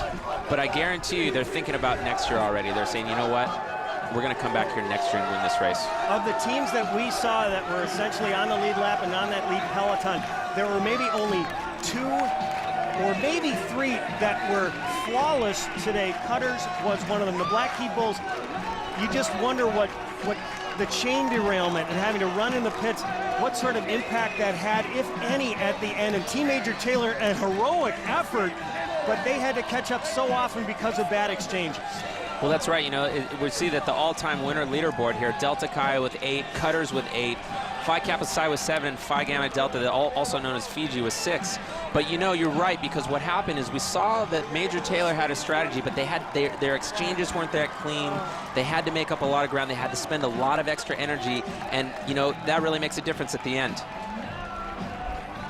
The Cutters have won the 57th Men's Little 500. When we return, we'll have the award ceremony, and Jason Sonneborn will talk with the victorious team. Stay with us here on HDNet.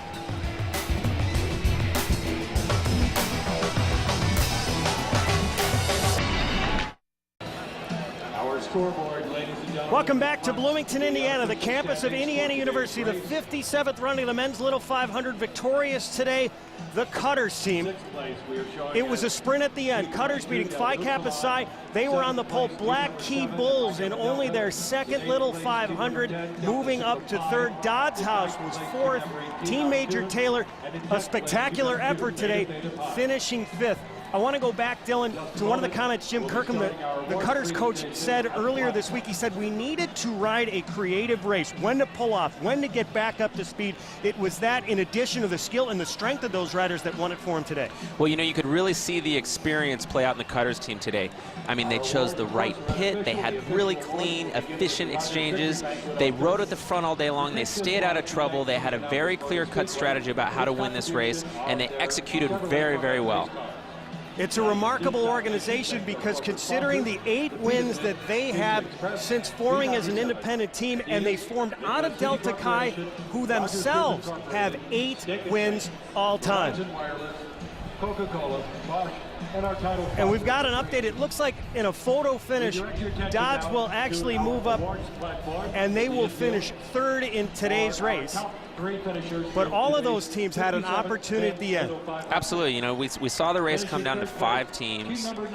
You know, Cutters, like we talked about, did a very clean race, very well experienced. We saw Major Taylor do something that was like not, you know, something you see all the time, but they used up a lot of extra energy on those exchanges because they weren't very clean. And their rider finished 5th, and you know, that stuff makes a difference at the end of a 200-lap race like we saw today. Dodds House now on the platform getting their trophies.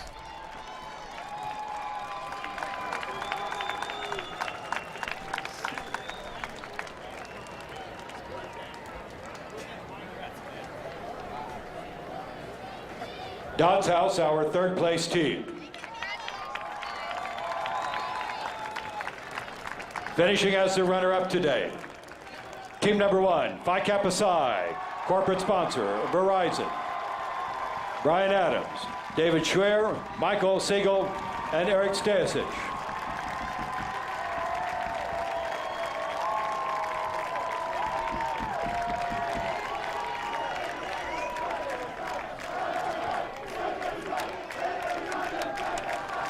Phi Psi, the 2007 runner-up team.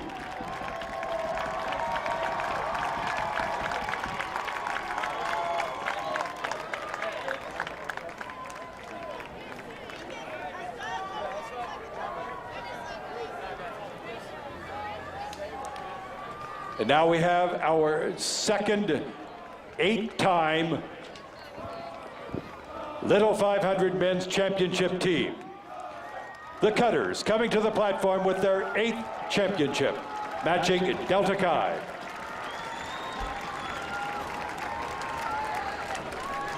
IU Student Foundation President Elliot Chapman and Vice President Annie Abrams will be presenting the Floral Lays and the Steak and Shake milkshakes to our winning team.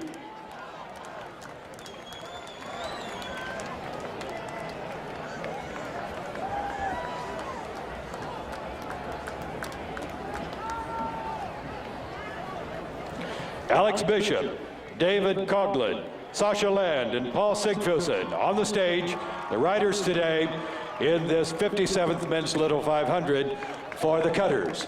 Mr. Kurt Simic, IU Foundation President, now will present the Pinnacle Trophy, the Bill Armstrong Trophy, to the Cutters.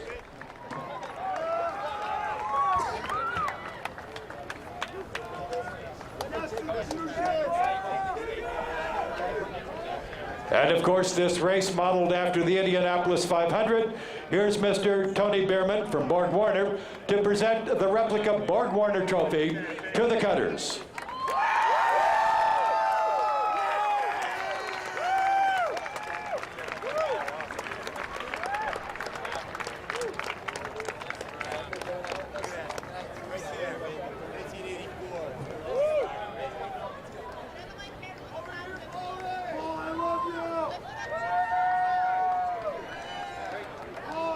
And as we continue with our awards, now Matthew Ewing, the IU Student Foundation Race Director, will present the Schwinn bike to the Cutters, the champions of 2007.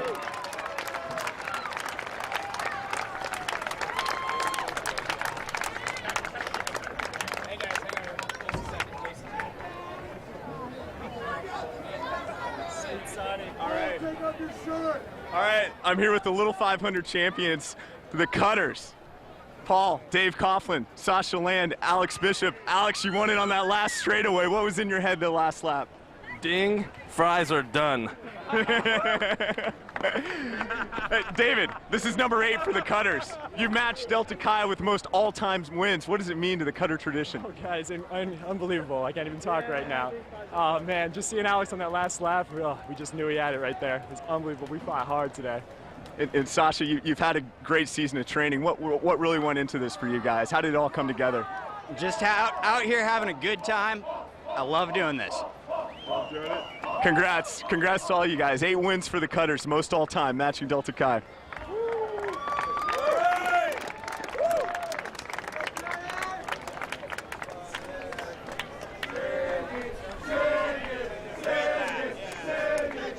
We have a look at the updated unofficial results, one thing that will not change: Cutters first, Phi-Psi second, Dodds House in a photo finish third, Black Key Bulls fourth, Team Major Taylor fifth. Dylan, you heard the line there from Alex Bishop, ding, fries are done. That was actually something that they had said earlier in the week when they were asked, what can fans expect from you on race day? That's what they said. This team was confident, and they did everything they needed to do in order to win today's race. You know, you got to love a team that says what they're going to do and then comes out and does it, you know, and that just shows their preparation. They did everything right. They thought exactly what they were going to do. They had a plan. They executed really well. You know, it's funny, you think about these little teams getting together and the amount of energy and support that is required. I think it's even important to point out that they have a corporate sponsor, that the Elliott Stone Company, which I assume is some sort of like quarry company around here, but it's much more than just a corporate sponsor. They actually bring in the riders to their homes and take care of them for the whole week. And it's fun to hear the connection between the community and the riders, and the legacy that lives on now. They're 8-time winners. It's just going to be a great night for the Cutters team. In the movie, the Cutters were a team of townies that did not attend Indiana University. Every team that participated today, they all have to be students. These are all students, but they trained and rode like professionals. Absolutely, and these guys they're going to have this memory for their lifetime. Some of these guys are going to go on and race on the amateur or pro circuit. They're just going to have a great opportunity in front of them now. The victory lap starts for the Cutters team. They won it today, 2 hours, 9 minutes, 3 seconds. The victory rider is the rider on the bike who takes the checkered flag. It's great to see everybody that gets the opportunity to participate in the victory lap. It's 4 riders, but a whole host. It's like a whole village that made it possible for these guys, and it's fun that they have this tradition of running around the track. Alex Bishop, David Coughlin, Sasha Land, Paul Sigvason on the victorious team. For Coughlin, this will be his last race. Bishop, because he is considered a Category 2 rider, he is no longer eligible next year. Sasha Land, a senior, so he will graduate. And Paul Sigvason, a fine graduation present for a guy who is a swimmer here at IU, riding in his first race, and he will get himself a championship ring from the Little Five.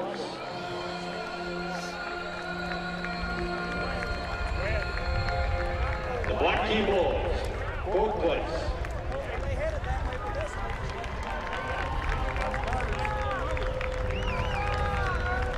In 5th place, team number 8, Team Major Taylor, Ali Kamara, Alphonse Egden, Dave Vaughn, and Kenny Parks.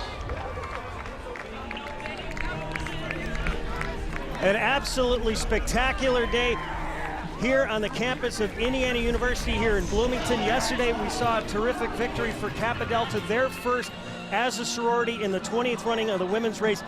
And Dylan, as we close things out here, a final thought on the 57th running of the men's winner. It's an amazing race. We saw another amazing legacy is being built here. 8 wins. I can't wait to come back next year, Judd, and see how it goes down again.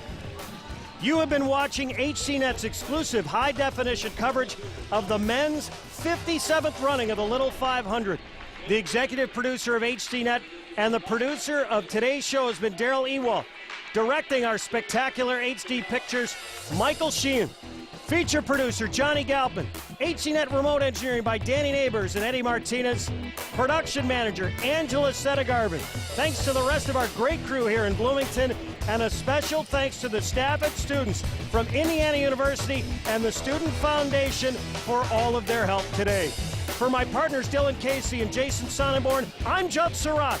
The winning team of the 2007 Men's Little 500, Cutters for the 8th time and 4th time in 10 years.